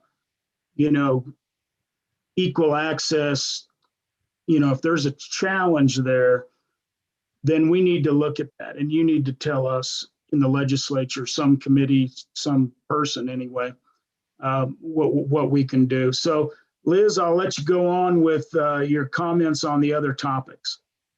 Yeah, with respect to the other right-of-way topics, just very briefly, really appreciate House Bill 14 and what's going on with the effort to have a one-stop shop permitting. The BLM has been a continuing issue, as is indicated last year with CARES Act projects. I had carriers who applied or were considering applying for CARES Act, and they quickly ran a permit process through or a run through with the federal BLM to see if they could in any way get a permit in time to install. And the answer they were told was, for those, was the shortest time turnaround was 6 months, and nothing can proceed until you have the permit in hand. So we've got permits that are longer than 2 years out there. And so we really appreciate that and think it's moving in a great direction. And then with respect to the 911 topic, the only thing I would say is that if there's one thing that you need to look at for infrastructure, the rural carriers, and I think also the larger incumbent carrier and perhaps others, have done a pretty good job of getting fiber to the PSAPs. And if there is not fiber to a PSAP in the state, we'd like to know about it, because we're in the business of getting fiber to the public safety answering point. And as you talk about next gen 911, one of the things you want is a fiber network to your PSAP. So would love to be part of that conversation.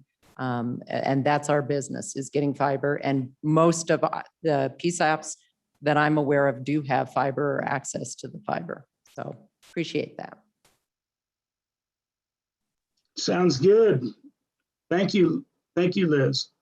Thank you. Does anybody else, is that all, Liz, or did you have, that was it? Good. Okay. Jeremiah, were you on to comment here? Mr. Chairman. Yes. We have Ms. Levin as well. Oh, very good. Ms. Levin, Jody, come on. Good morning, Mr. Chairman. Just briefly, because this question was asked earlier, Representative Duncan, first of all, Jody Levin. I'm actually here today on behalf of my telecom clients, Charter Communications and Verizon, but I also represent BNSF. And the comment was raised by Representative Duncan about whether or not you could utilize railroad right-of-way for broadband. I don't have much to add to that conversation other than to say it is in fact a possibility. I sent a quick text as I was sitting here this morning to my client, and they indicated that they process thousands of permits every year for both utility and communication providers. They just launched a new online permitting system that they hope will streamline that process. And so it's something that, if to the extent this is a possibility in a community where the railroad right-of-way, because it is private right-of-way, runs through an area where the broadband providers could potentially look at that as a solution. I'd encourage anyone on the committee, and certainly other members of the legislature, to reach out to me. I'm happy to make that connection with BNSF. And if you'd like more information at a future meeting, we can certainly have the right people here to speak to it. But I did just want to briefly say, before you leave the right-of-way topic, that it is in fact a possibility that can be reviewed. Thanks, Jody. That's great news. So I think that's good information for all providers as well. And the Broadband Council, I think keep that in your hat as you look at areas around the state where you may need to access. So, Jody, you got other comments? Mr. Chairman, I plan to make some comments throughout the day as we're working the topics. Obviously, Charter was very active in last year's interim committee meetings and discussion on broadband. Many of the topics that Ms. Zerga has raised already are certainly things that Charter would agree with. So I don't want to take your time to repeat those comments, but I will have some comments this afternoon as you look at the various bills. Very good. Thank you, Jody. Thank you, Mr. Chairman. Jeremiah, are you wanting to visit on this topic? If so, come on in. Good morning, Mr. Chairman. I don't have any discussion for this morning. I'm just here for the next topic, but I will reference to one point from this morning in those comments. Very good. Brian, do we have anybody else there or online? No, Mr. Chairman. Okay, we have a little bit of time. I think everybody probably is ready for a little break. So let's break for 10 minutes and come back at 10:50.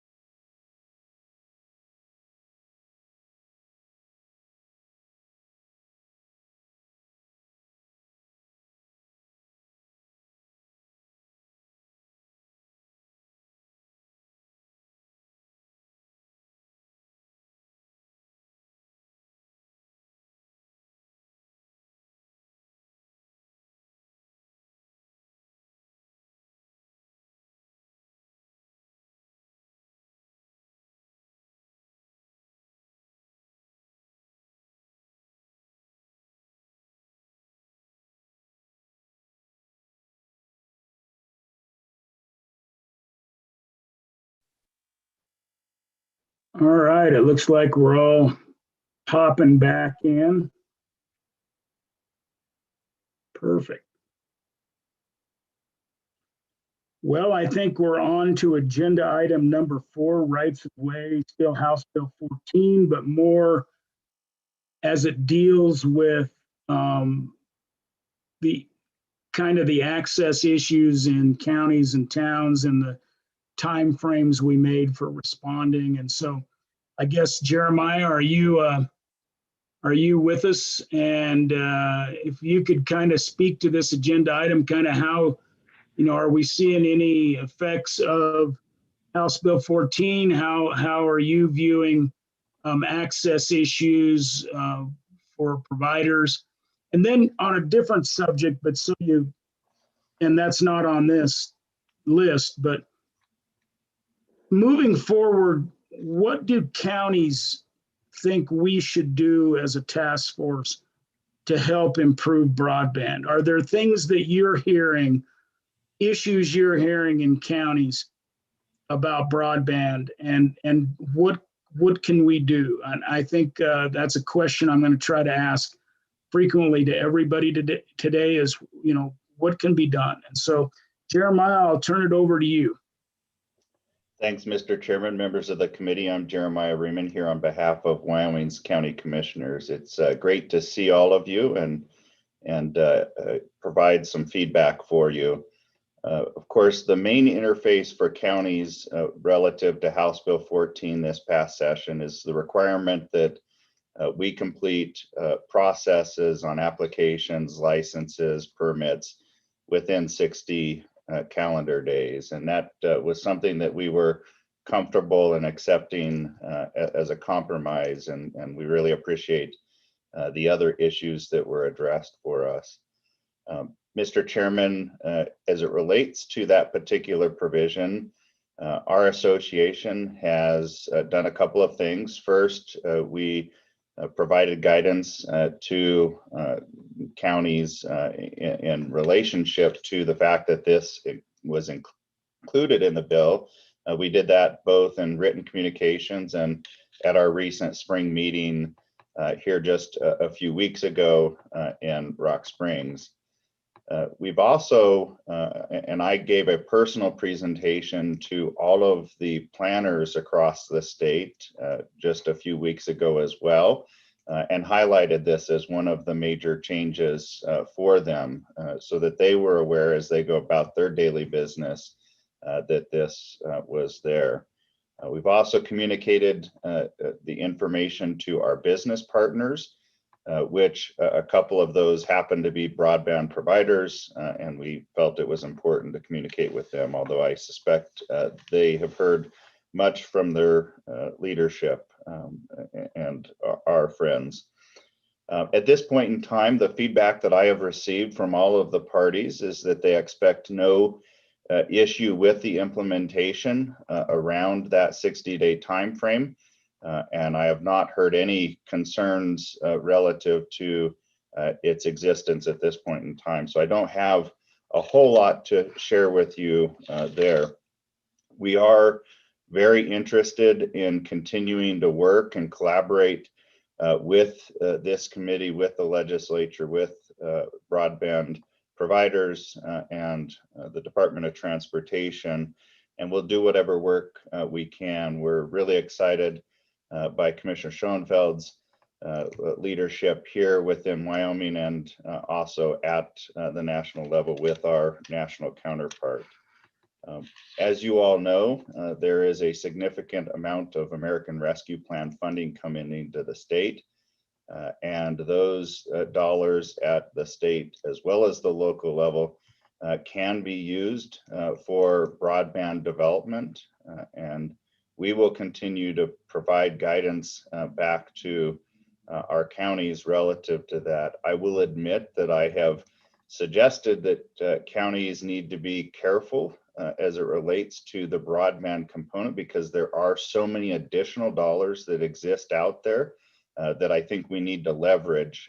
And it's going to take us some time to understand what those are.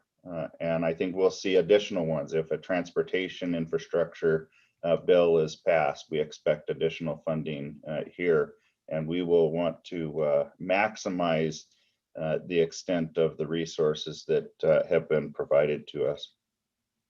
Mr. Chairman, in terms of improving broadband, and this is one topic that I wanted to hit on from this morning's conversation, and that goes to BLM. If there's one issue that I have heard from our counties, from our business partners, it's getting those approvals through the BLM. In fact, I've been working with the High Desert District district manager for the past couple of weeks to get some understanding around various union and AT&T sites that have been held up for roughly 18 months. And so if the committee is inclined to pursue a letter either through WYDOT, through the state, whatever that might be, I suspect that my members would very much lend their signature to that effort, because it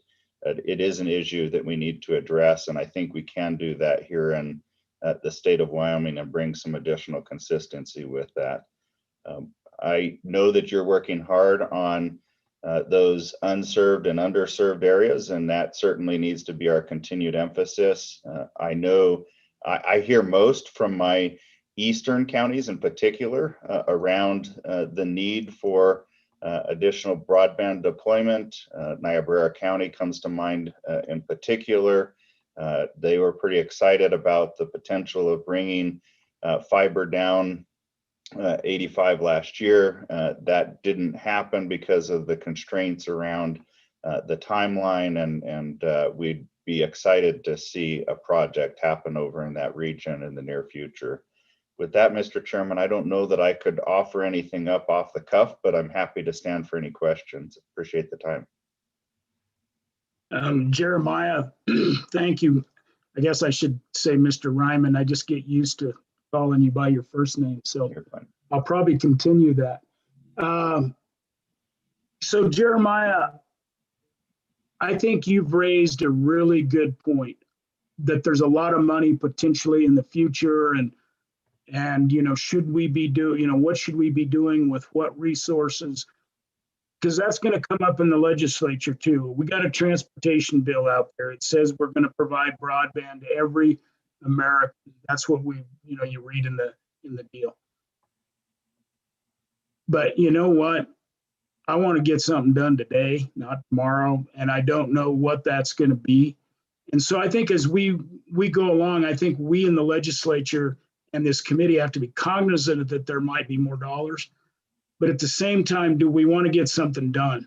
And I think the time is now. And so, Jeremiah, as we go forward, and I'll get to Representative Duncan's question, just going forward, you got, and I've said this from the get-go, maybe 4 or 5, you know, since you've taken over, certainly the County Commissioner Association.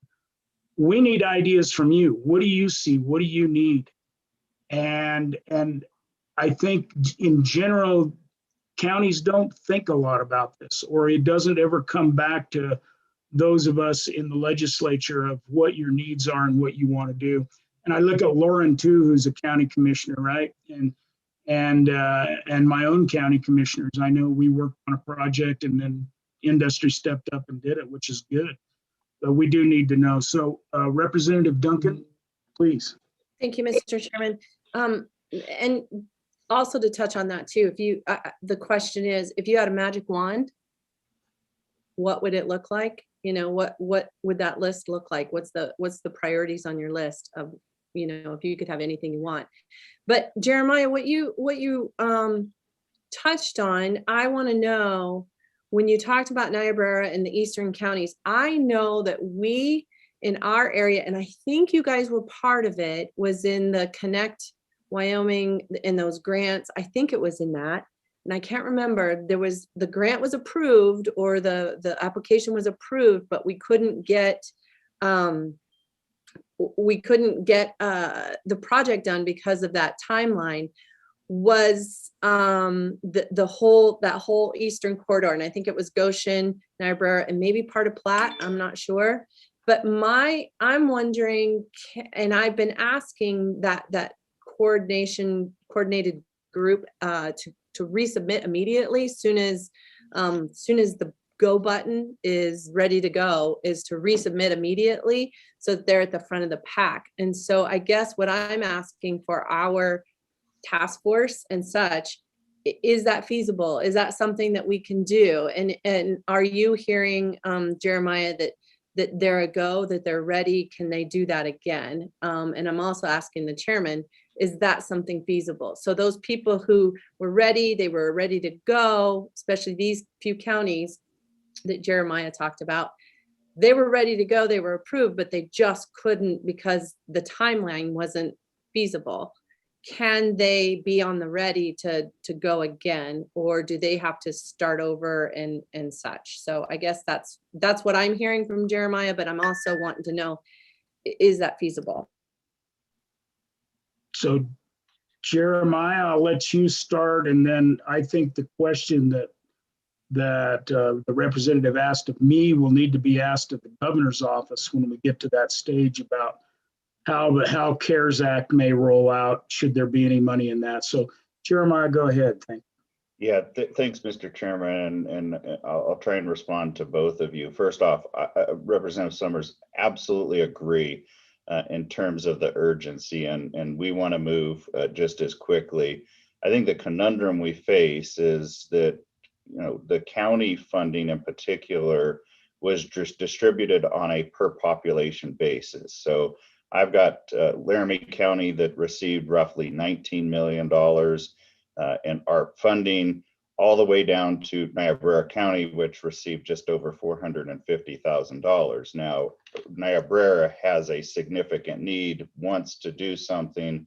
$450,000 isn't getting them very far. So that's where I've urged a little bit of patience for them to understand what the additional opportunities to maximize their opportunity. It is an opportunity. We do want to move fairly quickly.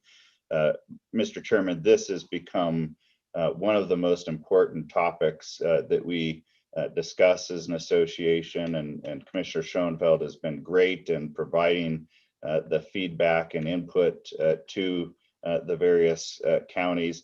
I think the most important things are the things that you're talking about here.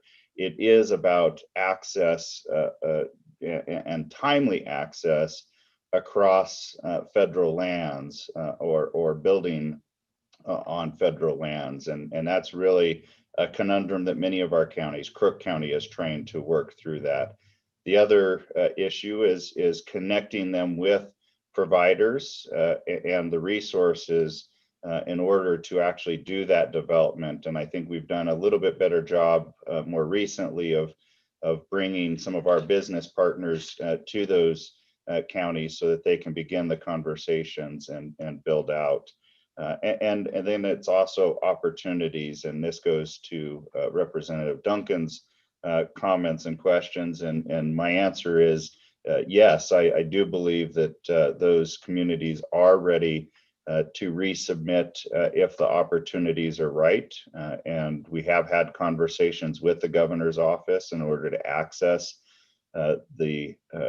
what may be remaining CARES Act funding, what is incoming in terms of ARP, what is available more broadly in ARP. And then I think there's also this missing piece of that, and that is the stimulus package that was passed in December, which also has other opportunities to connect. So it's a lot of work on all of our part to get the right information in front of local governments, providers, et cetera, and making sure that those opportunities happen. And I just had a conversation last week with one of the providers that's looking to access the funding that the Business Council is pursuing, and we're excited to support as many of those applications that the state might put forward as possible. And Jeremiah, and I got one other question or something to think about, I guess. And well, it's a question. So, and it would be both for you and WHAM. You know, in one report I read, I referred to it at the beginning of the meeting. it talked about some states utilizing federal dollars for planning. I think probably ARPA will allow maybe some of that, but I'm not sure. But based on some of what I read, it might. Do you see any need? I know providers are doing their own planning to get stuff out, but I think what's missing is, does a community have a need that providers aren't filling, that we need to look at some kind of planning effort to get that going? So, and I don't want to spend money on planning for the sake of planning, because I get sick of that. But is there any need out there for anything like that? Mr. Chairman, I've not heard that come up in the conversations that I've had with counties, but perhaps more focused with the municipalities. I certainly have heard the need, and I know that we're all working on this, to have an understanding of where that fiber exists, what the speeds are, and being able to rely on that. So that mapping, of course, is important as my folks go about their business. And I think that would be the planning that they need. Thank you. Representative Yin. Thank you, Mr. Chairman. Mr. Riemann, I appreciate it. I think the county commissions have a big role to play because they know the underserved areas of their county best. I know that the Broadband Task Force had Senate File 76 passed this last year, which amended our broadband development program, which we did have already in place, I think, a little bit. So I guess the question is, has any county decided to take advantage of this and try to do a private-public partnership to get a grant for any of these underserved areas? And if not, what can we do to help improve that program? Mr. Chairman, it's my understanding to this point in time, Representative Yen, that no county has actually instituted that particular provision. There was consideration in at least one county of doing that, but providers ultimately came forward and pursued the development. I think the changes that were made this last year are important elements of that process. I think having the business council sort of loosen the reins on that funding and not perhaps attempting to leverage it against the providers and against other opportunities, I think will help. And putting the state's money on the ground certainly will be nice. And again, we'll have some opportunity too through our funds that are coming in. Senator Schuler, please. Mr. Chairman, just a question to backtrack just a little bit. You talked about some of the federal agencies having, issues, and we hear this all the time from our folks about the lag time of trying to get some applications and things moving forward. I guess I'm just wondering, are we having most of our issues with the county, with the BLM? Because I think we all agree that, a letter and getting our federal delegation involved, I think, is going to be important as well. But are we having issues also maybe with the Forest Service or Bureau of Rec? I mean, is it mainly BLM with our counties that we're having the issues and the roadblocks? Thank you. Jeremiah. Mr. Chairman, Senator Schuler, the particular issue that I'm working through, and it does involve cultural resources, is the main contention of the BLM in that particular case. It is BLM. I do think it's important to communicate with the Forest Service across the state. And of course, we've got the two regions that we'll need to do that with. I've not heard issues there specifically of recent or with the BOR or any of the other federal agencies. But I think it's worth our time in investing in communication with them that this is an important issue for our state. Thank you. Any other questions of Jeremiah? All right, Jeremiah, thank you. Thank you, Mr. Chairman. Next up will be David Frazier with WAM, Wyoming Association of Municipalities. Thank you, Mr. Chairman. Can you hear me? I can. Please go ahead. Great, thank you. I'm here in the room. I appreciate the opportunity to visit with you. For the record, David Fraser, Executive Director, Wyoming Association of Municipalities. I appreciate the opportunity to be here. I really want to voice my appreciation for the work that this task force does. We have, obviously you were looking to be proactive. I think the last year and a half has shown us even more reason why that is paying dividends and what dividends better broadband penetration in the state could provide.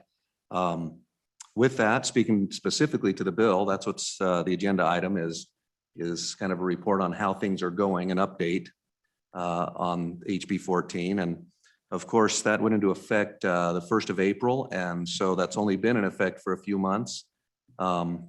The report, to cut to the chase, the report is that there's nothing much to report. And in visiting with my not only my members, but my colleagues in the industry, we haven't had really to implement the terms of this legislation yet. So I will want to mention that that we appreciate what the bill was aiming to do. Specifically, there was testimony provided last interim and during the session that really again the BLM is the one that's being hard to deal with in a timely fashion. Even the industry mentioned in the testimony that the cities and counties weren't really the problem, as it were, but we were included in the, and I want to thank the Corporations Committee that the original draft of this had some really tight timelines, that we had some concerns whether our cities, particularly our small towns, could meet those timeframes. And so the bill was amended to timeframes that we think are reasonable, and we don't anticipate our folks having an issue meeting those timeframes.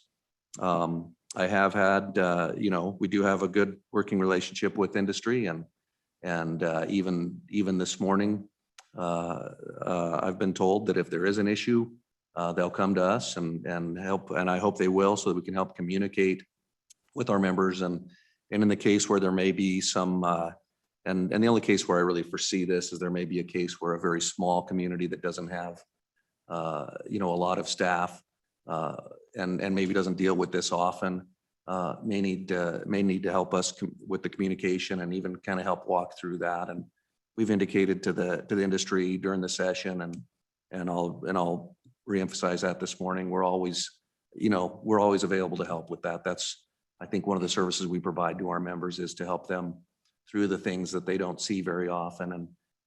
So we look forward to being helpful if necessary. To this point, I haven't heard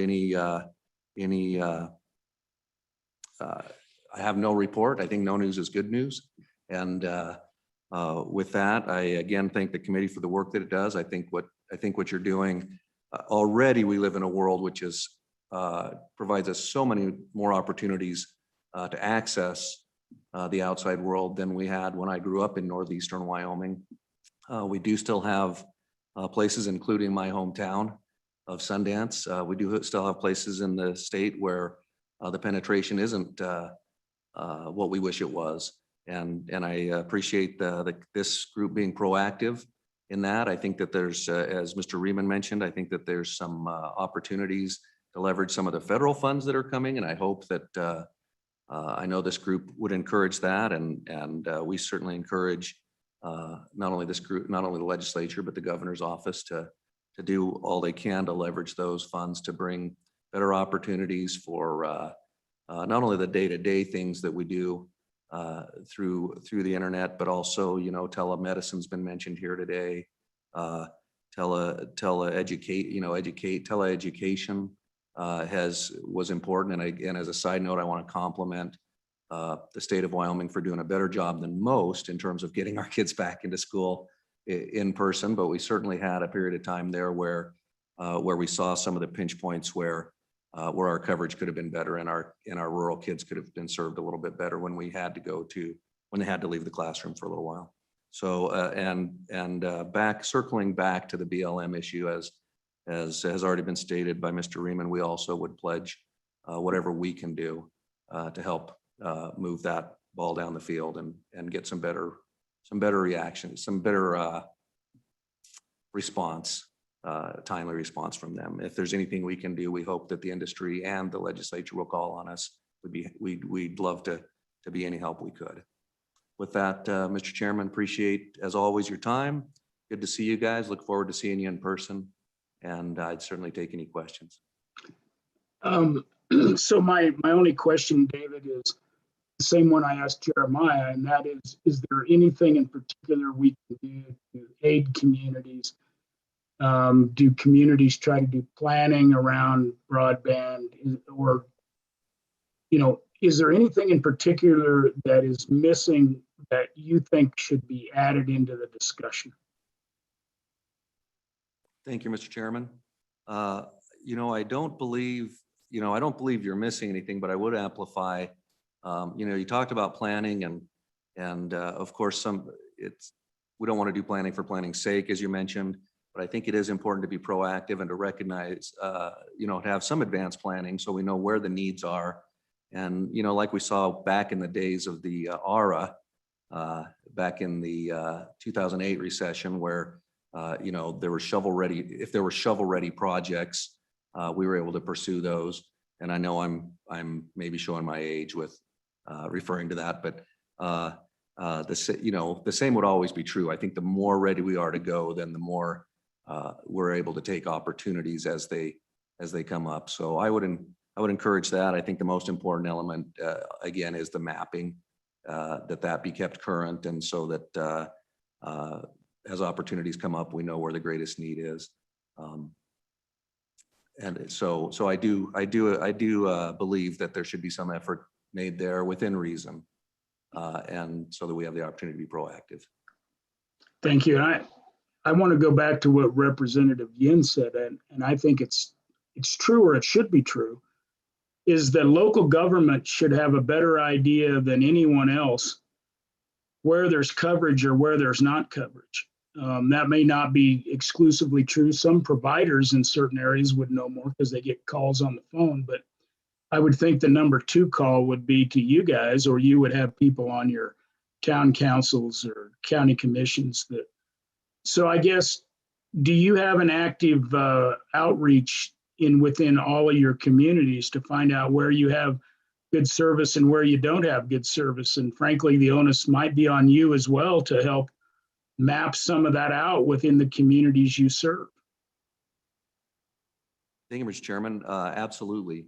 I think that is one of the services that one of the areas where we can be helpful as an association. I think that, and I think that's where the challenge is mostly going to be in the rural areas, of course, where there's a lot of users, then industry, then it pencils really well for industry. We have some communities where we have literally a handful of residents, and it just doesn't pencil well as a private project. And I think that's where we, as local government, state government, federal government, can leverage some of the resources we have to try to reach some of those areas where industry, where it doesn't make a lot of sense for the industry. And so absolutely, we'll keep you apprised as best we can about where those needs are. I think some creativity is certainly in order in terms of maybe some public-private partnerships, and particularly leveraging some of the federal money that's coming our way right now. There may be some opportunities to maybe do something cooperative that would make that maybe we as government don't have to do on our own, but maybe we can provide the extra little bit that would help the project pencil in some of those rural areas. Thank you. Are there any questions of David, Mr. Frazier? Not? Thank you. And I appreciate your time. And, next we have Director Reiner, and I think we've hammered Director Reiner pretty well, but if he has any final parting shots, I'd give him this opportunity. Thank you, Mr. Chairman. Really, I think we've discussed this at length, and at this point, really would have nothing to add, but appreciate the discussion today. Thank you, Director Reiner. And I think you heard both the County Commissioner Association and the Wyoming Municipalities Association would be willing to sign on to your letter. I think that might be a good idea, or a letter similar to that. So I think that would be worthwhile. Brian, I think one note to ourselves is maybe when we go into our meeting in September, we try to bring in some of the, by then this letter should have been out, been digested. Maybe we try to get the state director of the BLM office in front of us to ask, where are things at, how's it going? Maybe we can ask some of those questions as well to those folks. Maybe we try to bring in somebody from the National Highway Office and just see. I think we need to keep pushing this issue. Director Reiner, is there anything? And we don't want to step on toes and hurt at the same time. So think about that as we go forward. Yep, Mr. Chairman, I like your idea there, and I think so. Really, as we chart the way ahead, we'll draft the letter, but then I really we'll go sit down with the local bosses, with the state directors, and really see how that goes. And I think that will, and I know I'll just communicate with you offline as we go down the road about how things are developing, and we may tweak our course a little bit based on, I think, feedback. But we certainly have the capability to do that, and we're on it. And I appreciate the support from the counties and from the city, because I think that's great. Sounds good. Thank you. If there's no further questions, I think we'll move along to agenda item number 5. There wasn't any public, I think we've had public comment kind of on House Bill 14, so I don't think we need to go there again. And so this is an overview of broadband initiatives and projects. And so this is kind of where we put different presenters into place, just to get an idea of what's going on around the world. And so on this, we should have Laurel, I think. Ballard would be the first one from WDE. And she will talk about broadband and computer access for students in Wyoming. And so, Laurel, welcome. Thank you, Mr. Chairman. I do have with me Ken Reynolds from the Department, our Information Management Director, who will also be kind of chiming in along with me. So thank you. I appreciate the time today. I want to kind of do a little background before I get too far, just reminding the committee. The department has a statute 21-202-820, but it basically directs the state superintendent to look at working with a broad range of stakeholders to look at what we can do to provide equal access to educational instruction. And in there includes working on network connectivity between schools and communities, and between the state and the world, which its goal is to equal access. And then there's a lot more in there. I highlight this just because it's a piece of what we've been working on for quite some time. We've been partnering with ETS to work on getting the connectivity into school districts. And while they were getting fiber to the schools, the department was working with school districts on being able to make sure they had enough connectivity inside the schools, so that their wireless and their connectivity inside the schools was adequate. We've done a lot of work with districts on how to use the federal E-rate dollars to be able to help support their work on that, and being able to use federal funds instead of state funds to help support, in conjunction with state funds, to be able to support that work. We also know, that with the pandemic, it highlighted the continued need for focusing on the digital equity, and the need to achieve that equal access to educational instruction and information. So in that vein, we've been doing quite a lot of work. We have worked in partnership with the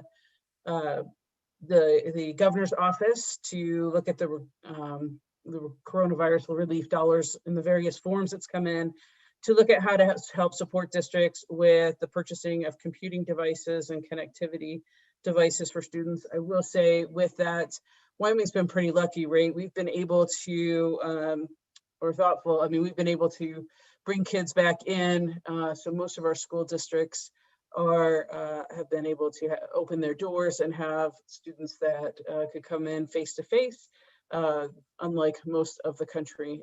So we've been very fortunate in that regard, but we still have had to deal with the fact that we have some students and families that were not comfortable with bringing students in during this time, as well as students that had to cycle in and out of school based on some of the, quarantine measures and things like that. So it's continued to be a big piece.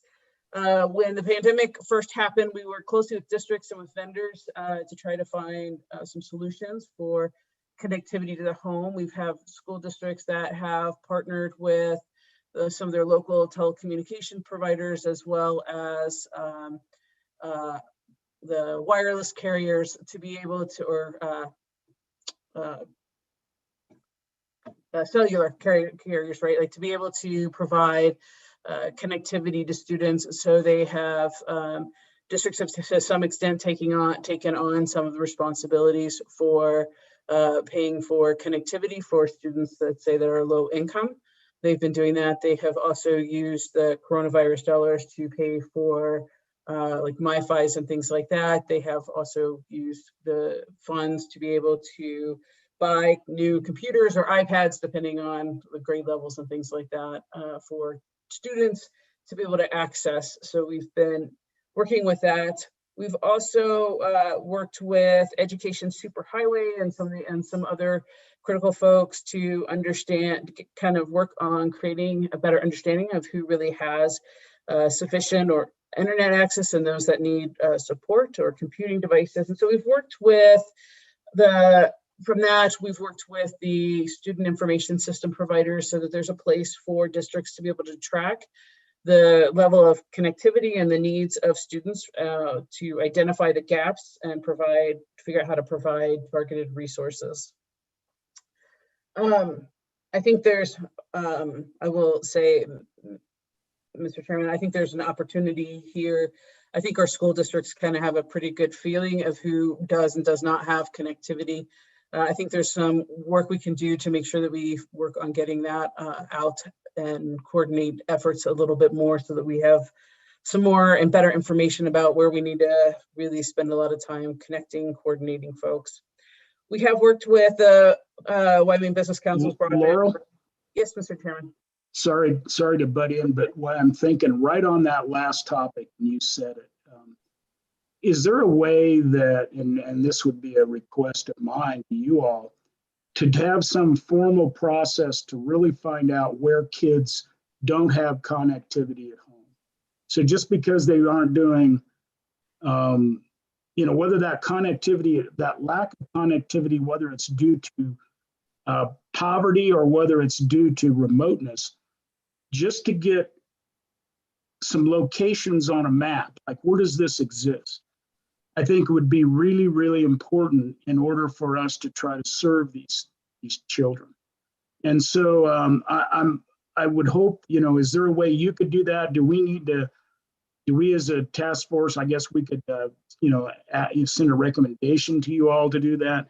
How do we get that done?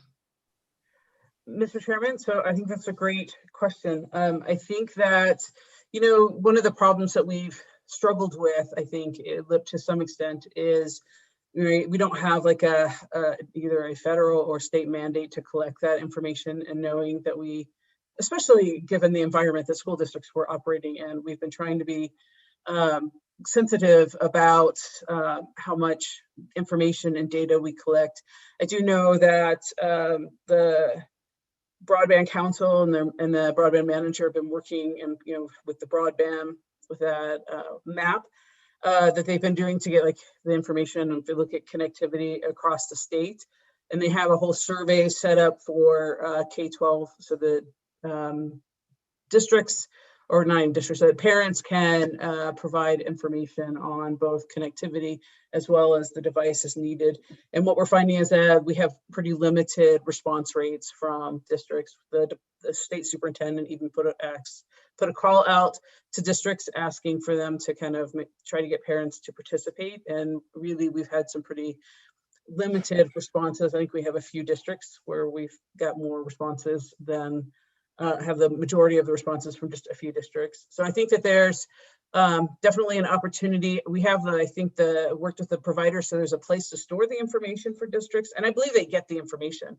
So I think that it's possible that we could collect the information. I think it always helps us to have a mandate to do that, in all honesty, so that we, when districts ask us why we need the information, it helps, but I'm sure we could collect it without that as well, understanding the need and the focus as well that we have at this point on increasing connectivity and figuring out what's really the issue. Where is it that we have students that just can't afford connectivity, and so we need to find ways to support them and being able to afford the connectivity, and places where we just don't have connectivity at all, and we have to figure out how to work through that. Senator Furphy. Thank you, Mr. Co-Chairman. Well, let me ask along those same lines. I think what I'm concerned about is these kids in the low income areas. And as you're pointing out, their parents may not necessarily be interested in the kids participating online. So what I'm after is same thing as Mr. Co-Chairman pointed out.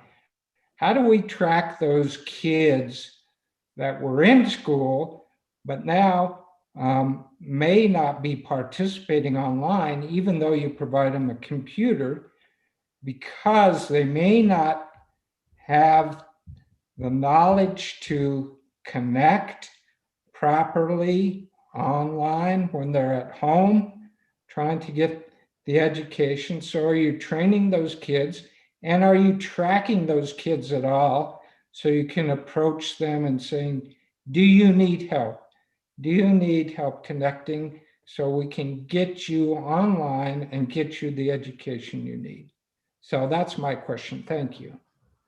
So I guess just to pile on that, Laurel, and maybe the way to ask this, and I think maybe you do it, but do school districts do digital literacy?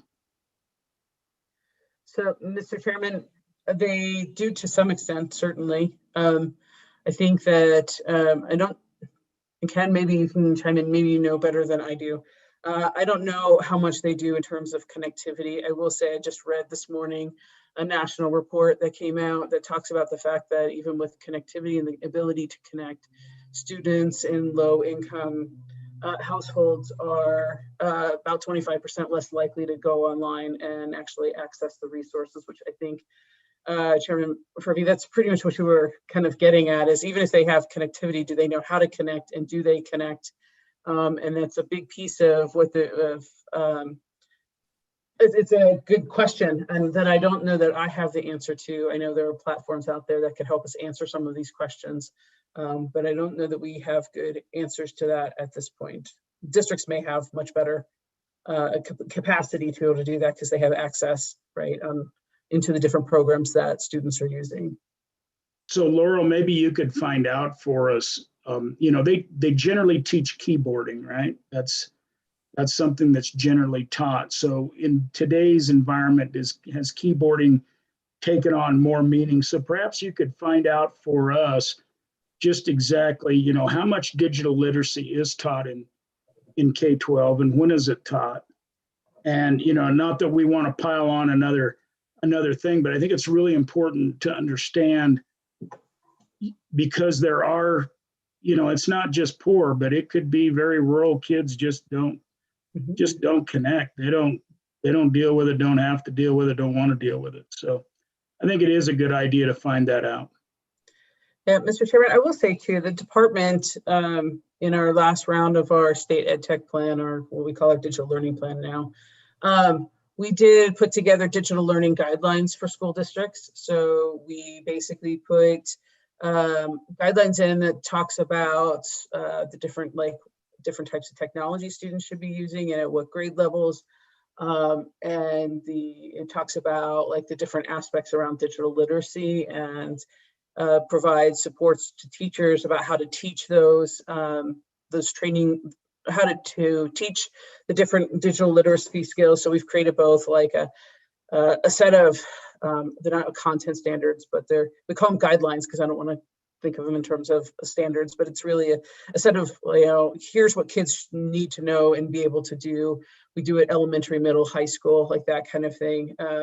And then we've also been providing training for districts for the last year and a half that provides teachers with the capacity to understand how to teach those digital literacy skills to students. So we do have some of those going on. I will tell you that we have at this point over 200 students that have, or teachers that have registered to be a part of it. I will say we have some pre-service teachers using these or pre-service programs using some of these classes in our digital learning class in their own classes, so that we have some teachers as they come out that already have some of these skills and knowing how to teach these and teach the digital literacy skills.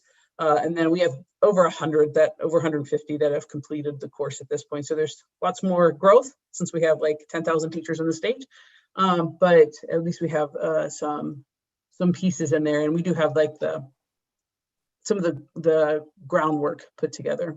But I can certainly work on finding out how schools are actually teaching the digital literacy skills. Thank you. Please continue if you have anything. I assume you probably had some more. I kind of butted right in, so sorry about that. And no worries. I will say we've also been working with the broadband manager. So we've been working with Ryan on, he's been working with the state's broadband, or the state's, the tech directors across the state, who've had him in some of our meetings when we've been working with them and talking with them. So he's been part of that. We've also meet with our school districts, or the tech directors in the school districts on a monthly basis. Mr. Reynolds keeps all of those pieces in place. And so he's been working with them and brings both ETS, participates in those as we think about connectivity. And then we certainly bring in Mr. Kadera whenever there's a need as some of those pieces to continue the opportunity for coordination there. And then we have been working with our school districts to think about both like the emergency broadband benefit program, which is directly aimed right at our low income families to be able to afford connectivity, and then the E-rate connectivity fund, emergency connectivity fund, which is definitely directed at school districts to be able to apply for those funds for some of those pieces. Laurel? Yes, Mr. Chairman. Sorry again to butt in, but you mentioned something again that was an issue I wanted to bring up, and maybe it's with the governor's office I need to do it, but it's also with you folks. So obviously the federal government has put out this $50 a month program for people of poverty. Great program, but many of those people won't even know that it exists. Some of them whose children, who have children, they're not even going to care. They're not going to take it because they don't want the hassle, the access. So do you know how we, the state of Wyoming, and maybe this is another task I'll give you just because you're here, is can we find out how we're getting word out about this program? I mean, I would assume DFS is kind of working on it. I would assume that you all are working on it.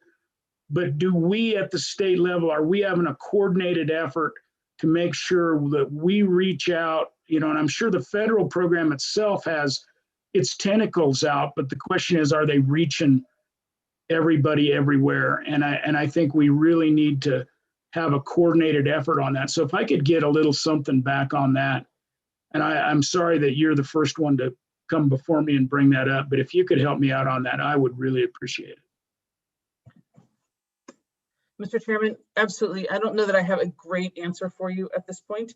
I will say that I do think that Mr. Kadera, when he's presenting later, he has a whole communication plan that he's been putting together on this. And so he, I believe, may have more answers than I can provide at this point. I do know that the department has certainly offered our assistance in any way. I know like the state superintendent has put together videos and things like that for him as a part of their communication piece. And so, but that's about as much as I know at this point. Fair enough, but as you know, each district will have more ability to reach that student than anybody else, way more than the broadband coordinator. You probably have more ability than the broadband coordinator because of your connections. And that's assuming that's only the households that have a child. There'll be a lot of households that don't have a child. I know that's not your purview, but I think this is something I really would like to see what you all are doing, and how do we tailor that down to districts to make sure these families, that these families get this notice and notification. Just because there's a program out there doesn't mean that kids are getting to benefit from it. Yes, Mr. Chairman, I will say that we work with districts, right, to give them the information so that they can, because they are so much more closely connected to the families than the Department of Ed. But I think there's still some work we could do, right, even as general public announcements and things like that, that we could help support communication out in the communities as well. So, but yes, Mr. Chairman, I hear you loud and clear on the coordination piece. Please proceed. All right. So with that, I will say that, Ray, as we've been talking about, just kind of what we were saying, we were talking about, we've been working closely with school districts in a variety of different communication pathways, but most closely probably with the technology directors, talking about the different funds that are available to both them and to families. We've been working with them on digital equity and thinking through some of those pieces, as well as cybersecurity and privacy, which is also maybe not quite the same purview, but we've been talking about, but it is, as you do more and more online, it's definitely a bigger piece that school districts have to continue to wrestle with, as well as families, as thinking about through cybersecurity and privacy. In the future, we are working really to work with our school districts to be able to support them on being able to better address the equity, looking at the data collection. So I've heard, I think Mr. Arnold and I have both heard loud and clear that we would need to get the data from school districts on so that we can better really target what we need to target in terms of creating connectivity and those kinds of things. We are also looking at an option of providing some of that data in their Smart Start plans, right? They'll have to do another round of plans for this school year as they continue with planning for opening with the residual pieces of COVID that we still are working through. And then we continue to collaborate with both ETS and the Business Council. I do want to tell you one other thing too. I heard someone mentioning earlier about the telehealth. And so we've been working on putting together a grant. We've applied for a grant with one of the federal agencies to look at telehealth in schools, and being able, knowing that mental health and social and emotional learning are just huge pieces that school districts have been dealing with. And so we have, if we are able to get the grants, which we've made it through like the first phase of a couple, it would provide us $9 million over 5 years to kind of pilot and really see what it would take to be able to offer telehealth within schools itself. And so while that's not necessarily connectivity to the home, it is a piece I think we may have to think about as we continue to move down this route, as we have more virtual education and digital learning going on.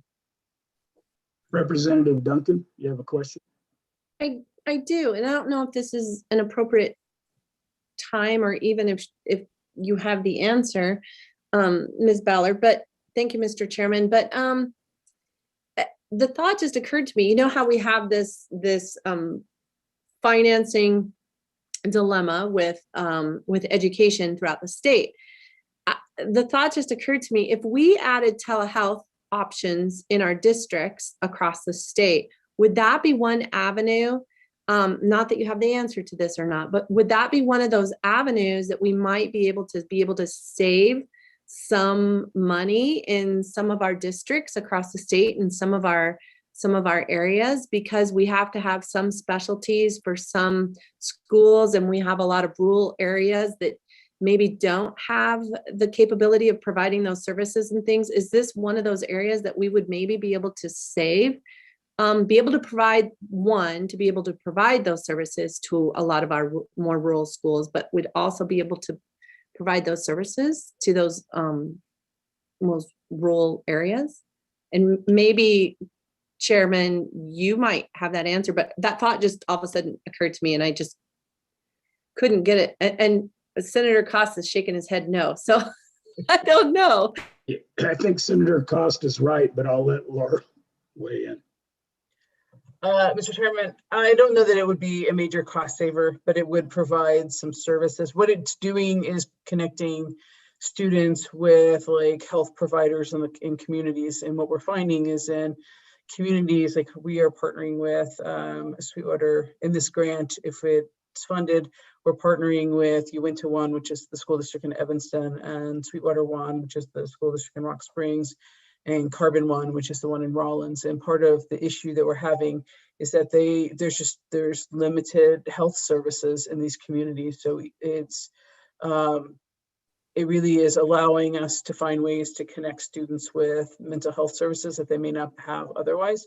So the kids are connecting with somebody that the district wouldn't be paying for anyway, which is why I would say it's probably unlikely to save money, but there certainly are opportunities to think about how districts could partner on other things, and maybe not just meeting with mental health providers. I know I was in discussions with a nonprofit thinking about like a grant application about how we might be able to, if you think about, we have some really small rural schools that have special education director, maybe one or two teachers, and they're incredible teachers, but then they may be limited by how much they know or how much they can specialize in, and may need services and things like that from folks that are outside that they just don't have either the funds or can't hire because they can't get them into their communities, some of these folks. And so there's some opportunities, I'm sure, for shared resources among school districts, although I say that as if it's easy and it is not. Thank you. Mr. Chairman, just quick follow-up. Go ahead. The reason I ask is because I actually have an agent here in my office. I'm a realtor, and I have an agent in my office who her little girl has hearing aids. Under one has hearing aids, and so she has to see a speech therapist, even though she's not verbalizing it. She still has to do a speech therapy, and she does it via Zoom. And so I've been fascinated to watch how we're utilizing technology that we never did before. So she's doing some of this telehealth with a provider in Casper, living here in Torrington, or with a provider here just across town. So I was fascinated thinking while you were talking about it with our schools, how we would be able to utilize some of our smaller schools and things across the state, how we'd be able to connect with some of our bigger provider or bigger schools that have speech pathologists and things, and how we'd be able to utilize that. So that's why I was thinking, would we be able to have a cost savings where we'd be able to share, pathologists, speech pathologists, or different specialists and things. So I understand what you're saying is that maybe it wouldn't be a cost savings, but maybe it could. I don't know. But thank you, because that opened up my eyes to a bunch of ways that we could utilize things that I never even thought of before with telehealth in our schools. I never even thought of it. So I'm excited. Thank you. Mr. Chairman, just as a side note to Representative Duncan's thoughts too, I will say one of the things that we've been talking about is Wyoming struggles with getting, some providers here, whether we're talking about mental health or we're talking, our districts across the board struggle with things like occupational therapists and speech pathologists and all sorts of different things. And so, thinking through, there's pieces we'll have to think through, in terms of licensing and some of those pieces, but it really telehealth really does start providing the opportunity, right, of being able to access resources that may be outside of Wyoming even, right? If we have struggled to get someone to move to Wyoming, I know we are currently have an active grant working on mental health services in school districts. It's the same grant that we just applied for to do the telehealth, but they're not doing telehealth. They're having kids do that. And we have a couple providers that are struggling with getting counselors that will be willing to see students, because kids add a whole new layer of complexity and things like that in these for providers, for help, mental health providers. And so they struggle with finding someone that would be even willing to meet or to move to Wyoming. And so there were some, excuse me, opportunities for us to think about that in terms of, accessing resources that outside of Wyoming that we may never have had access to. But I know that takes us down a little bit of a rabbit hole, so I apologize, Representative Summers. Ms. Hardesty, you had a question or a comment? This is kind of in your field. Yeah, probably both, Mr. Chairman. So I think, Laurel, first of all, I know that some of our staff members have been working together on that grant and, application, and hopefully we can partner on that. My comment, I guess I have a couple, I think it is critical to think about the services in Wyoming. And I think most importantly, the coordination of services in Wyoming, right? How are we bringing individuals together from the state of Wyoming who are able to offer services within the state of Wyoming? I will say within the telehealth program here at the college in collaboration with the Department of Health is we do have special interest groups, right? So we've been bringing together providers from a wide variety of backgrounds. We specifically have one in mental health. We have one where hospital administrators are getting together. We had one actually with some allied health services, right, that actually worked together to change some legislation about what speech language pathologists could do. So I would say as much as there are questions about what's needed and how we, coordinate services, I would hope come to us, ask some questions. We've really been trying to facilitate, those best practices, and increasing what that looks like right within the state, because then you can also get over some of those barriers of licensure. But I think there are significant opportunities and have already raised some significant opportunities about what telehealth can do in a resource limited area with broadband access to places like Sundance. So I think it all, brings these pieces together. So I guess, a comment and kudos to you, Laura, for Laurel for working on this. Hopefully we can continue to support those initiatives.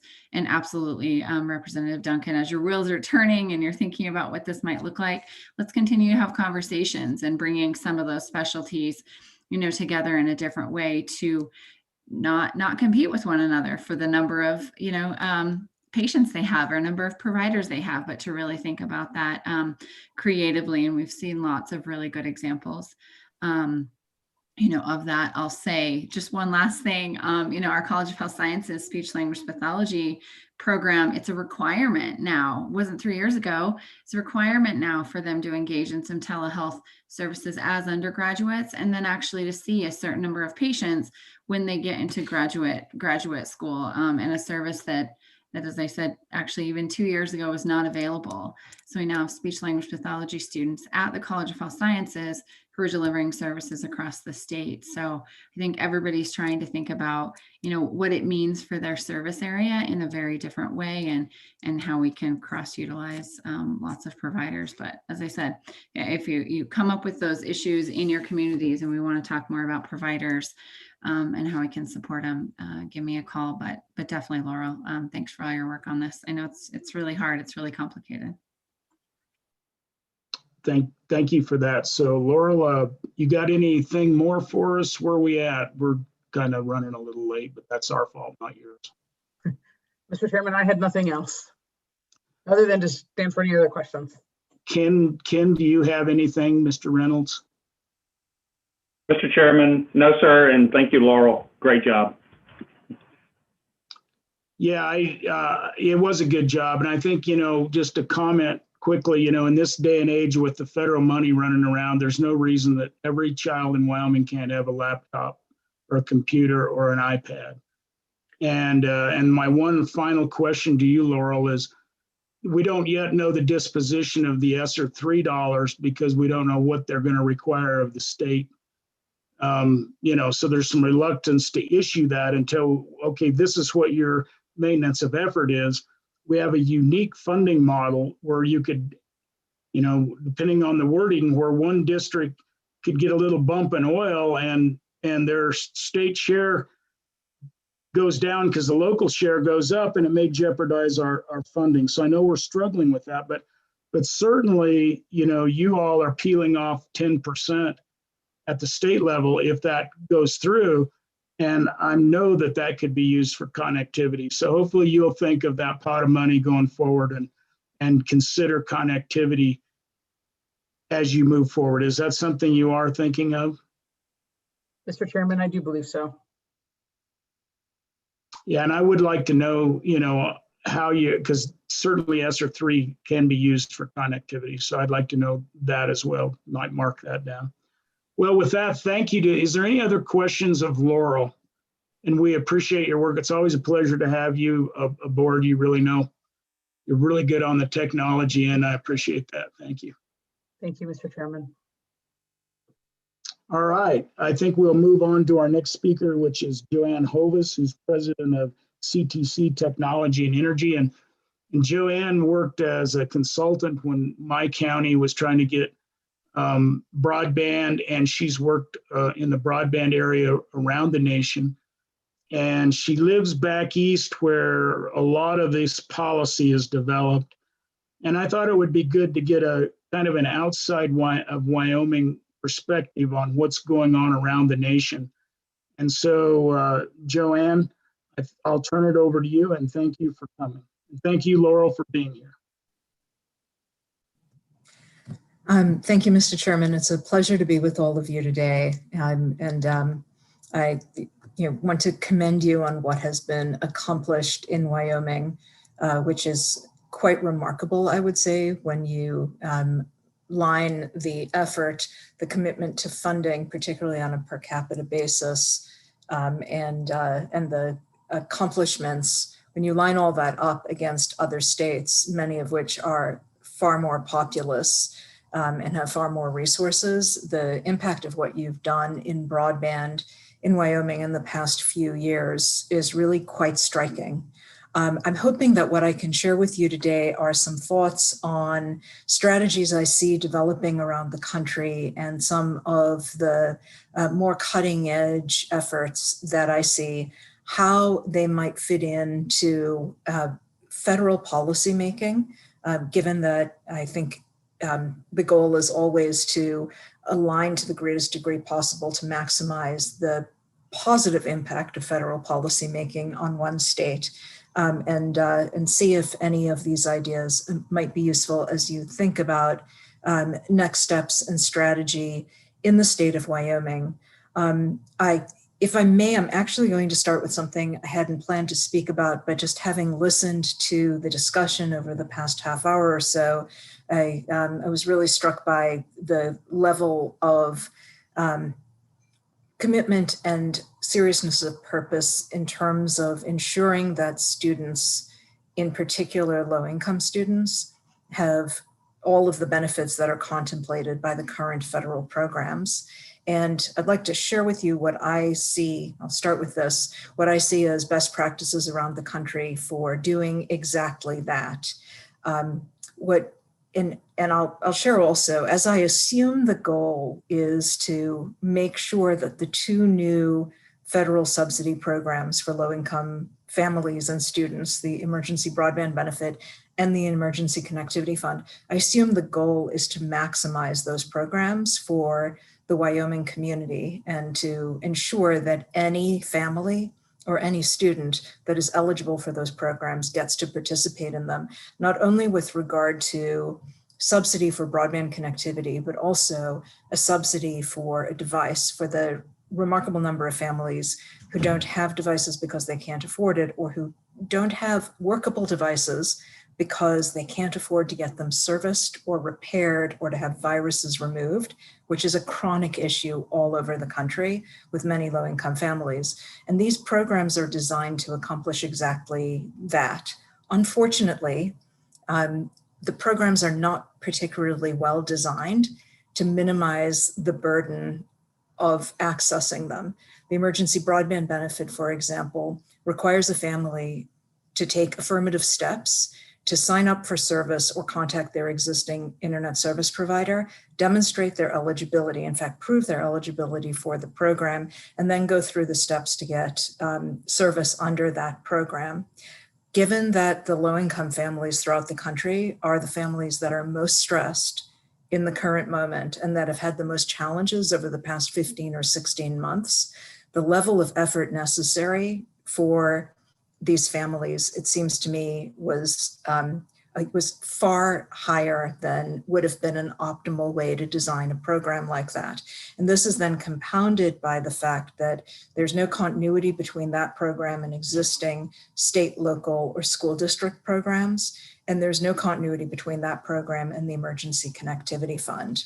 So the burden is not only on families, the burden is also on schools, including the most stressed schools and school districts in the country. That tends to be the smaller and more rural schools and districts who have to go through some pretty extensive effort to get their families connected under either program, and have particular burdens placed on them by the emergency broadband benefit for verifying that their students are eligible, for example. And then the burden is also, quite frankly, on smaller internet service providers who may not have the infrastructure to manage a lot of what is contemplated by the federal rules. The states that I think are very ably navigating that set of challenges have stood up centralized processes to support local communities and to support local school districts and charter schools in getting the word out to their families. As an example of this, the state of New Mexico has an extensive effort, has stood up a help desk that is making outbound calls to all of the families that have students in the National School Lunch Program, the federal school lunch program that subsidizes school lunches for low-income families. The calls are being made to help the families to find out, first of all, are they aware of the program, and then to help them navigate the program by taking them through the steps, including connecting them with ISPs who can serve them under the program. What we find is that a tiny percentage of eligible families are aware of the fact that there is a federal program that is designed to support them and that can give them up to $50 per month for internet service. For those living on tribal lands, by the way, it's up to $75 per month, plus a subsidy toward a device. Many of the companies will provide both of those things.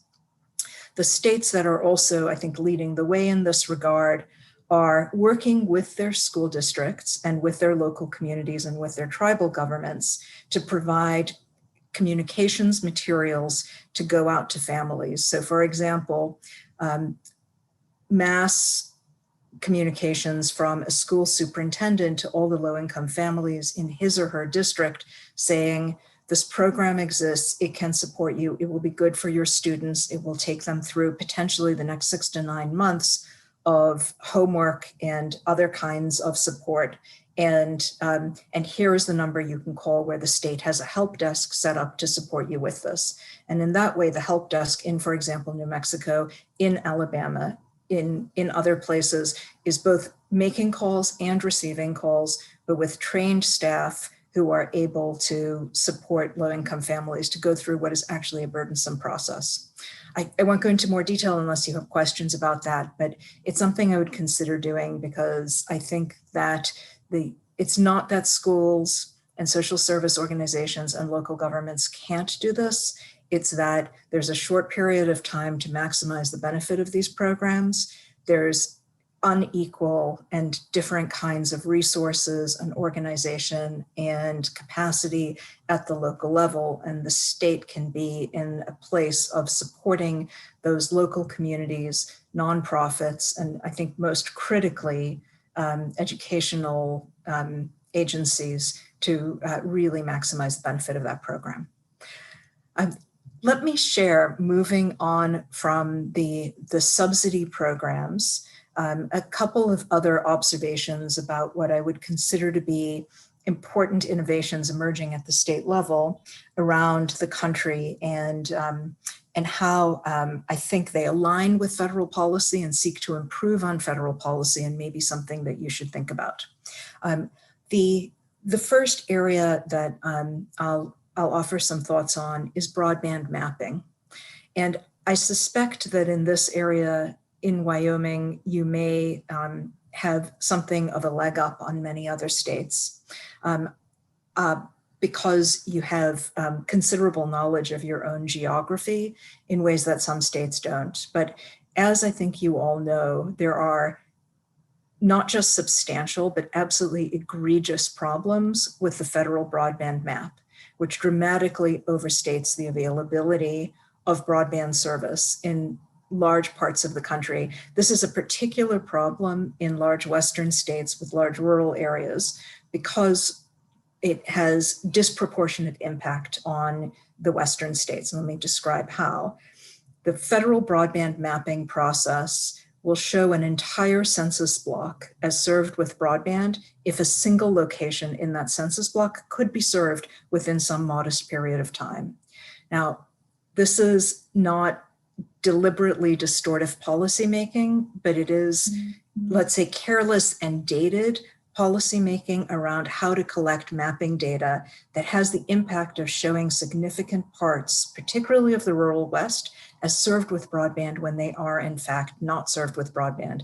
Now, Congress has directed the FCC to fix that and to do a better job of mapping, and that effort is underway. It is emerging. Estimates are that the federal map at a more detailed level, at a granular level of every address, showing where there is broadband by address as opposed to by census block, grossly overstating it. The map by address will be complete likely in 4 to 5 years. Now, 4 to 5 years is a very long time, given the moment we find ourselves in with unprecedented amounts of both public and private capital moving into the broadband market and the need being enormous. A substantial handful of states, and by substantial I mean 6 or 7, have commissioned detailed maps themselves on a completely different timeline to the federal timeline of many years. Some of them, the state of Vermont, for example, the state of Georgia, already have this map complete. Others are working on it now with the intention of having it complete by the end of the year. So a map at the address level showing every single address in the state and whether there is broadband there or not, and at what level of service. That the purpose of having it done, ideally by the end of the year or sometime next year, is so that it can, number one, inform high quality grant making to ensure that the data is going, that the funding is going to the places where the demonstrated need is there, and also so that it can serve as a tool for advocacy in front of federal grant makers and federal funders on behalf of that state to be able to demonstrate that the federal policies are not adequately taking into consideration what's really happening on the ground in that state. This is not necessarily a simple matter, but it is entirely doable. It involves developing an address fabric of the entirety of the state. And this is where, as I said before, I think you may have a leg up on other states. The address fabric is really just a map of where are all the addresses? Where are there homes, businesses, institutions, other buildings that could require broadband in the state? That in the more populated states is an incredibly complex thing to develop, but that's the starting point for an address level map. And then once the address fabric exists, then fleshing it out with data, both independent and provided by the internet service providers under non-disclosure agreement to protect proprietary information, so as to not put them at risk from a commercial standpoint, but in order to give policymakers and the public the best data possible about where broadband does and does not exist. That is something that we see emerging, and that I think is just a critical piece of any state level effort. And I think most critically is designed, like the last thing I spoke about, to work with federal efforts, but to improve on the flaws in federal policymaking. One last thought on having an address level map is that an additional advantage will be that when the federal government, when the FCC has awarded the contracts it needs to do the address level mapping on a national basis, a lot of the data will already be in place for purposes of your own state. So just getting out ahead, both with regard to the federal map and having your own map locally.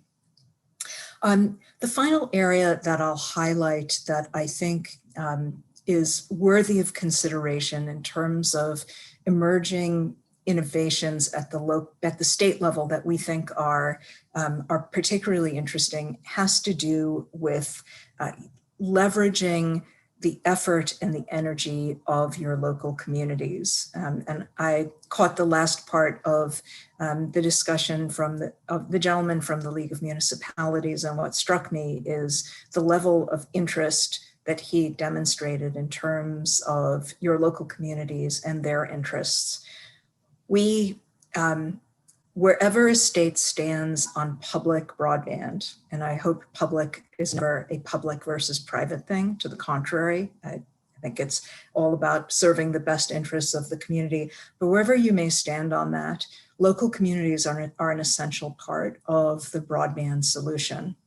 And another major concern I have with federal policymaking is that federal funders will frequently award funding to companies that have never spent any time on the ground in the states or in the communities where they plan to build networks, never consulted with local communities, never tried to identify the challenges locally, never tried to build support locally, never tried to leverage the considerable support that local government, both county and municipal, can provide. I'll add tribal is a third category where that is very much the case also, with outside entities that have never consulted with tribal government, in some cases getting awards from the FCC to provide services, having never really gotten to know the community they're going to get to know. And this, I think, is not only a mistake because local buy-in and input can be so important, but also because local communities are in a position to really facilitate and smooth the way and improve what the deployment looks like, putting their own resources toward it, but also putting considerable sweat equity and effort into making a deployment successful. And they have an enormous stake. This is their economic future. This is their healthcare future. This is the education future of their students. And so what we're seeing in some states where I think there's some very creative thinking around public-private collaboration is, number one, planning grants awarded to local communities or regions in order for them to do planning around public-private collaboration. So, for example, how do we attract private investment? How do we get private entities interested in working with us here? How do we support those private entities when they go after federal or state grants? How do we make this community more attractive for that private effort than the community across state lines that is, all of the things being equal, going to be more attractive than us because they are working on that? That's the local planning. Who are the potential customers? Where are the needs? How do we quantify the market in order to show private companies why this is of interest? And local communities, given the tools to do this, absolutely engage and put an enormous amount of effort into that kind of initiative. What this usually does is it is to the enormous benefit of private companies, because all of this energy is then providing additional data, additional effort, potentially additional customers, new revenues, facilitation, and smoother deployment. And then most critically, a partner in accessing grants. The current grant program that is open at the Department of Commerce in the National Telecommunications and Information Administration actually requires a state or local partner for every grant application, even if the intended beneficiary is a private company and that company is going to own the network and operate the network, which is entirely fine and appropriate. That public entity has to be the applicant and has to make a guarantee that this thing will be sustained if the private company does not manage to support it over time. Now, Not all federal grant programs are that way, but almost every federal grant program I've ever encountered, not the FCC reverse auction process, but the grant programs that come out of the various agencies require a substantial showing of local support. And I think the state can be part of helping the local communities to do exactly that. And then as a final thought, some states have taken that even further and have required the same thing in their state grant programs. They are primarily making grants to private companies. These are awards for privately owned and operated networks, but they are requiring that the private companies demonstrate a level of consultation and collaboration, in some cases even partnership, with the local community, such that the state has the confidence the local community has been consulted, the local community believes that this company can do what needs to be done, the local community has made commitments to support the company, and therefore the grant is more likely to be successful, the company will be more successful. And we see this emerging in a very substantial handful of states, including Vermont, Maryland, Georgia, and I would just suggest it as a set of potential strategies for consideration going forward. I will stop there, but I hope I hit on some of the things that the chairman was looking for. Thank you, Joanne. Representative Duncan, please. Thank you, Mr. Chairman. Joanne, I want to go back up to the top where you were talking about the address maps that the other states are going to head forward with, and something that we would more easily be able to do because of our ruralness. And we have been talking all morning. Earlier in the morning, we were talking about the 911 issues that we have, and cell phone, and our different accesses. And I'm wondering, the thought I had was, wouldn't this also, if we decided to move forward faster on our mapping, wouldn't this also alleviate and help some of our 911 issues as well? And wouldn't we be a little bit more prepared and eligible for some of those issues as well, for some of our grants and FCC issues? Joanne? Yes, thank you. That is exactly right, Representative Duncan. It is the same set of underlying mapping data, that address fabric, that serves both needs. And in fact, many of the states that have very solid 911 maps are then able to translate the underlying map into the address fabric that supports the broadband effort.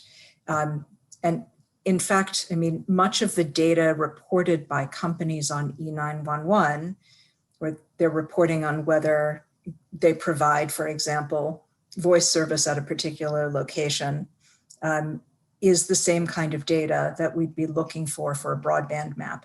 And forgive me, I did not hear the discussion this morning, so I hope I'm not repeating things that you have already discussed or you've already learned. But as an example, if a cable broadband company is providing voice over IP to a particular location and is reporting that it can do so for 911 purposes, we can feel pretty confident that there is a cable broadband network at that location, and therefore that location is served with broadband. That tells us a couple things, not only that it's served with broadband, but also the cable broadband company knows that they serve that particular location and they have that data.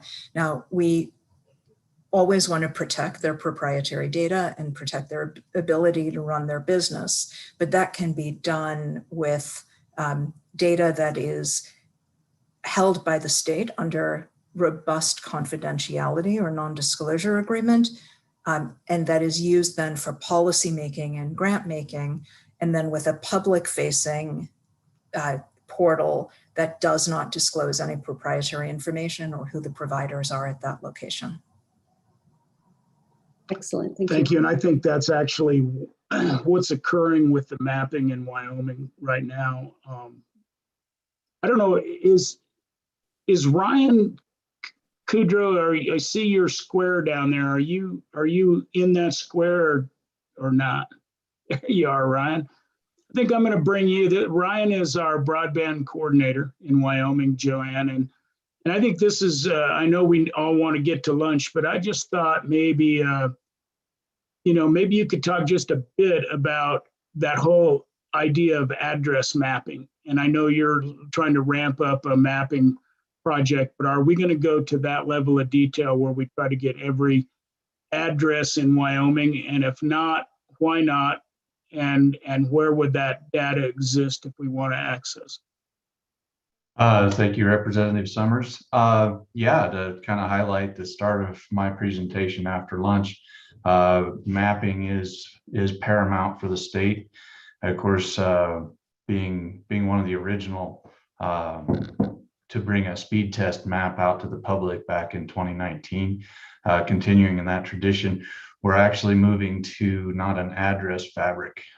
One thing about flipping address, opening that can of addresses in Wyoming, being a previous fire chief for an area, addressing, I'm not sure recently, but definitely was a huge issue.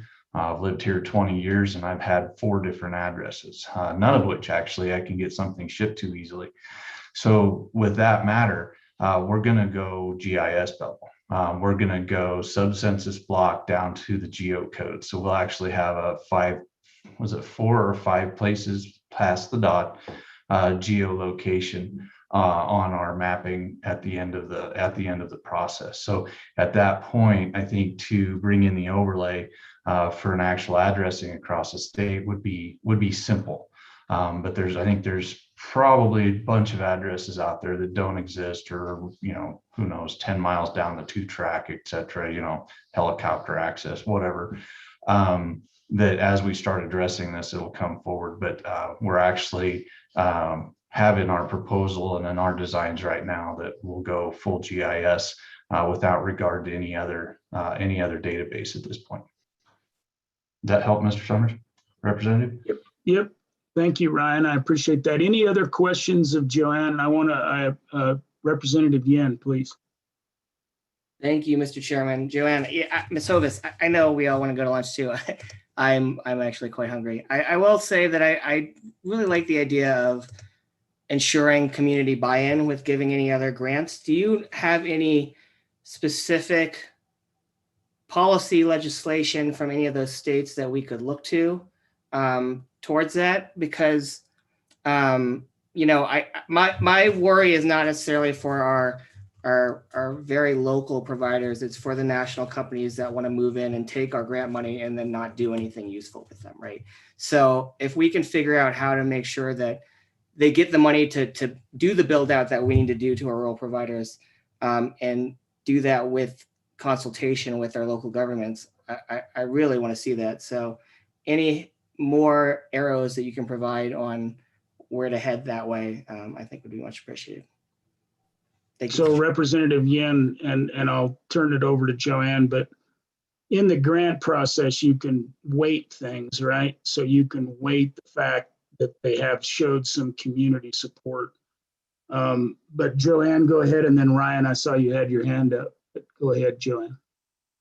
Yeah, Mr. Chairman, that's exactly right. The state of Virginia, well, let me say there's a weighting element that's common in federal grant making and most state grant programs as well. And then there are requirements for local participation that are even more extensive in some states, Virginia being an example of that, where the local community has to be part of the application, even though the grant itself is going to a private entity. And I think what this accomplishes is that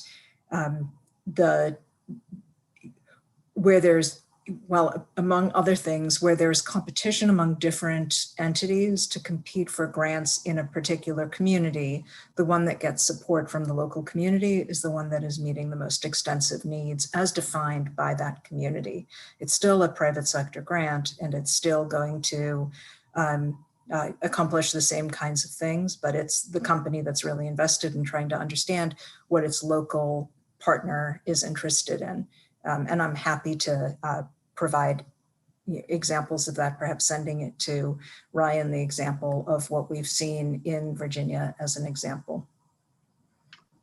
Ryan, go ahead. Thank you, Mr. Chairman, Representative Yin.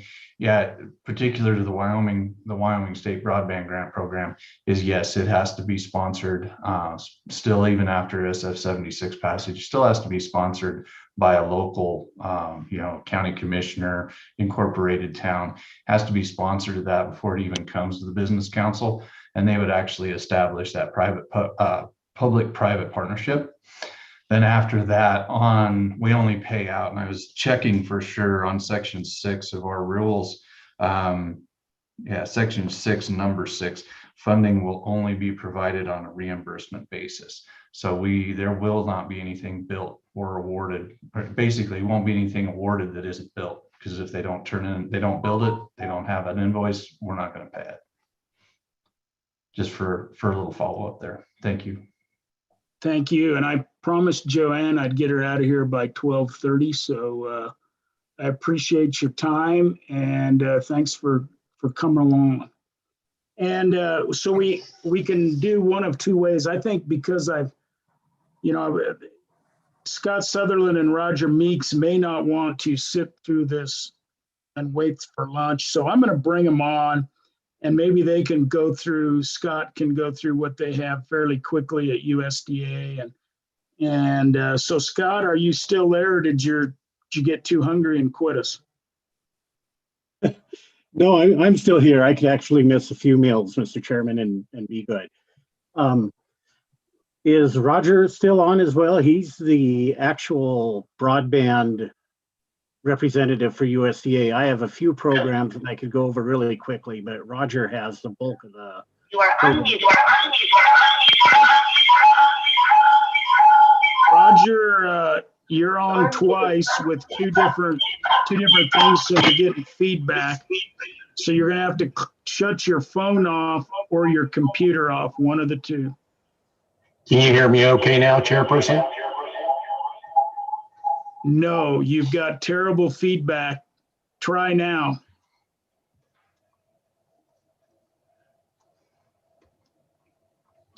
So that's not working. So I'm not much of a techie, but I'm going to guess you need to mute if you're going to use the phone, you need to mute your computer. So Scott, maybe I'm going to turn this over to you and let you visit for a minute, and then I think, Roger, we're still getting that. Can you hear me now? Try again. Can you hear me okay now? You're good to go. We'll turn it over to you, Roger. Well, thank you very much, Mr. Chairperson. I appreciate that, and all the committee members. The USDA Rural Utility Service, I'm not going to take up a lot of your time because I realize you're all hungry and wanting to get off to lunch. But recently, within the past 2 years, we've had the Reconnect program through the USDA, through the Rural Utility Service. There's been 2 rounds. It's public knowledge, so I'm not disclosing anything that is not supposed to be discussed, but All West Communications has received 2 of the Reconnect rounds. Those rounds are both a loan grant, and a loan-only product. And they were fortunate enough to get the grant-only document, although they do have to match that 25%. Union Telephone Company was also on round 2, awarded a small Reconnect grant for the Barrel Roll area, which would be kind of north and west, more north of Rollins, so up in that area. Union Telephone Company is also seeking some funds through our infrastructure loan program at this time as well. In the past, DTE, one of the range affiliates, overbuilt their outside plant with USDA funds as well. We continue to have ample funds in both the infrastructure loan program, which is primarily a loan product. There is no upper limit on that program. So that's available to all the incumbent companies there in Wyoming. And then the Reconnect program, one of the stipulations for it is that the business would at least have to be in business in a communications or an ISP for 2 years.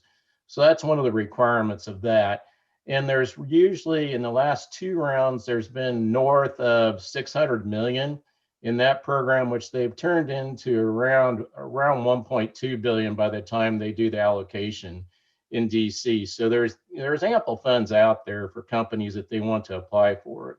One of the previous presenters, I can totally go along with them, is some of the burden putting on these companies in the applications. It is quite large. So, I mean, in those, I realize we have to do our due diligence, but it's up to the individuals in my job and our counterparts in DC to help those applicants through it. And one of the last things I want to briefly talk about it was our distance learning and telemedicine grant program. Those are grants up to $1 million to provide primarily equipment, which would be computers, microphones, in some cases, different licensing or software, to entities that basically provide either distance learning and or telemedicine. And that's one of the things I just wanted to let you know as a footnote. The current funding opportunity notice just expired on June the 4th. Likely they will be announcing that again, probably around March of 2022. The Reconnect funding opportunity announcement will likely be out either the end of the summer or early fall of this calendar year. With that, I might just turn it back over to you because I know you guys are anxious to get to lunch. If you'd have any questions, I'd be happy to address those at this time. Again, thank you, Roger. And I guess, it's not so much a question as a comment. If you all know that your system, your process is difficult, why don't you fix it? And I know that's not on you so much, but frankly, that's why, the ARP money or the CARES Act money, looks better to providers, frankly, because they can more likely they can access it in a reasonable amount of time. So I know we're not going to have an effect on that, but how do we have an effect on that to try to get your program more user friendly? I think you guys are perfectly situated to contact your representatives in DC. And I think any of the input that you give to them will be helpful in trying to get these, because when those funds come to the agency you're well aware of, then they say give you a mandate of how it goes out. But I think if they would write into that legislation somewhat of a mandated, less complicated application process, I think that would at least give us a guideline and shoot for that. Thank you, Roger. I think put that down as a note, Brian. It's something we can do as a recommendation. That not that it'll probably won't do any good, but it doesn't hurt to throw something out there, try to get a more usable program. Are there any questions of Roger? Senator Furphy, Co-Chairman Furphy. Thank you, Mr. Co-Chairman. Roger, let me ask about this, because one of the companies you're funding through the grants are one that I've had complaints about because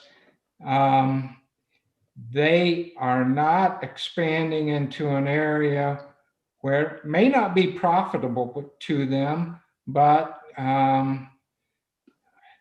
they have funded a neighbor next to the party that complained to me, saying, gee, that shouldn't be that far for them to expand into my property to provide broadband. So do you take a look at any of that when you're looking at these grant applications, that they need to provide, even though it may not be very profitable, they need to provide expansion into some of these areas? Thank you. Roger? Yes, that's one of the things we always look at. Unfortunately, a lot of times when they bring in the outside plan that they design, it doesn't cover all of those areas. We're looking at the fringe areas, but normally with how the companies are set up, they're within their exchange boundaries. And then it gets to be an issue with FCC and those type of things and subsidy, and we could go on for that. But the short answer is we do look at those areas on the fringe areas, and we'll bring up to them during the application process why they did not. In some cases, the companies will look at that and try to provide those areas. If they're not in an incumbent company that's next to them that would be somewhat territorial on that boundary and thus not let the subsidy go over to them. So I realize that's maybe somewhat circling around, but yes, we do look at it, but then how the companies are set up somewhat as an obstruction to try to help some of those people who dearly need that service. All right, thank you. Are there any other questions of Roger? Roger, you got off the hook pretty easy because everybody's hungry and it's getting late. So, so I thank you and Scott for your time, and I appreciate that update. If you have anything else, I do not at this time. I really wish that those companies would come back in, and I know myself and Scott and the other people at USDA will be more than happy to work with them to access our programs and try to make that access easier. Sounds good. Scott, I see your hand come up, so go ahead.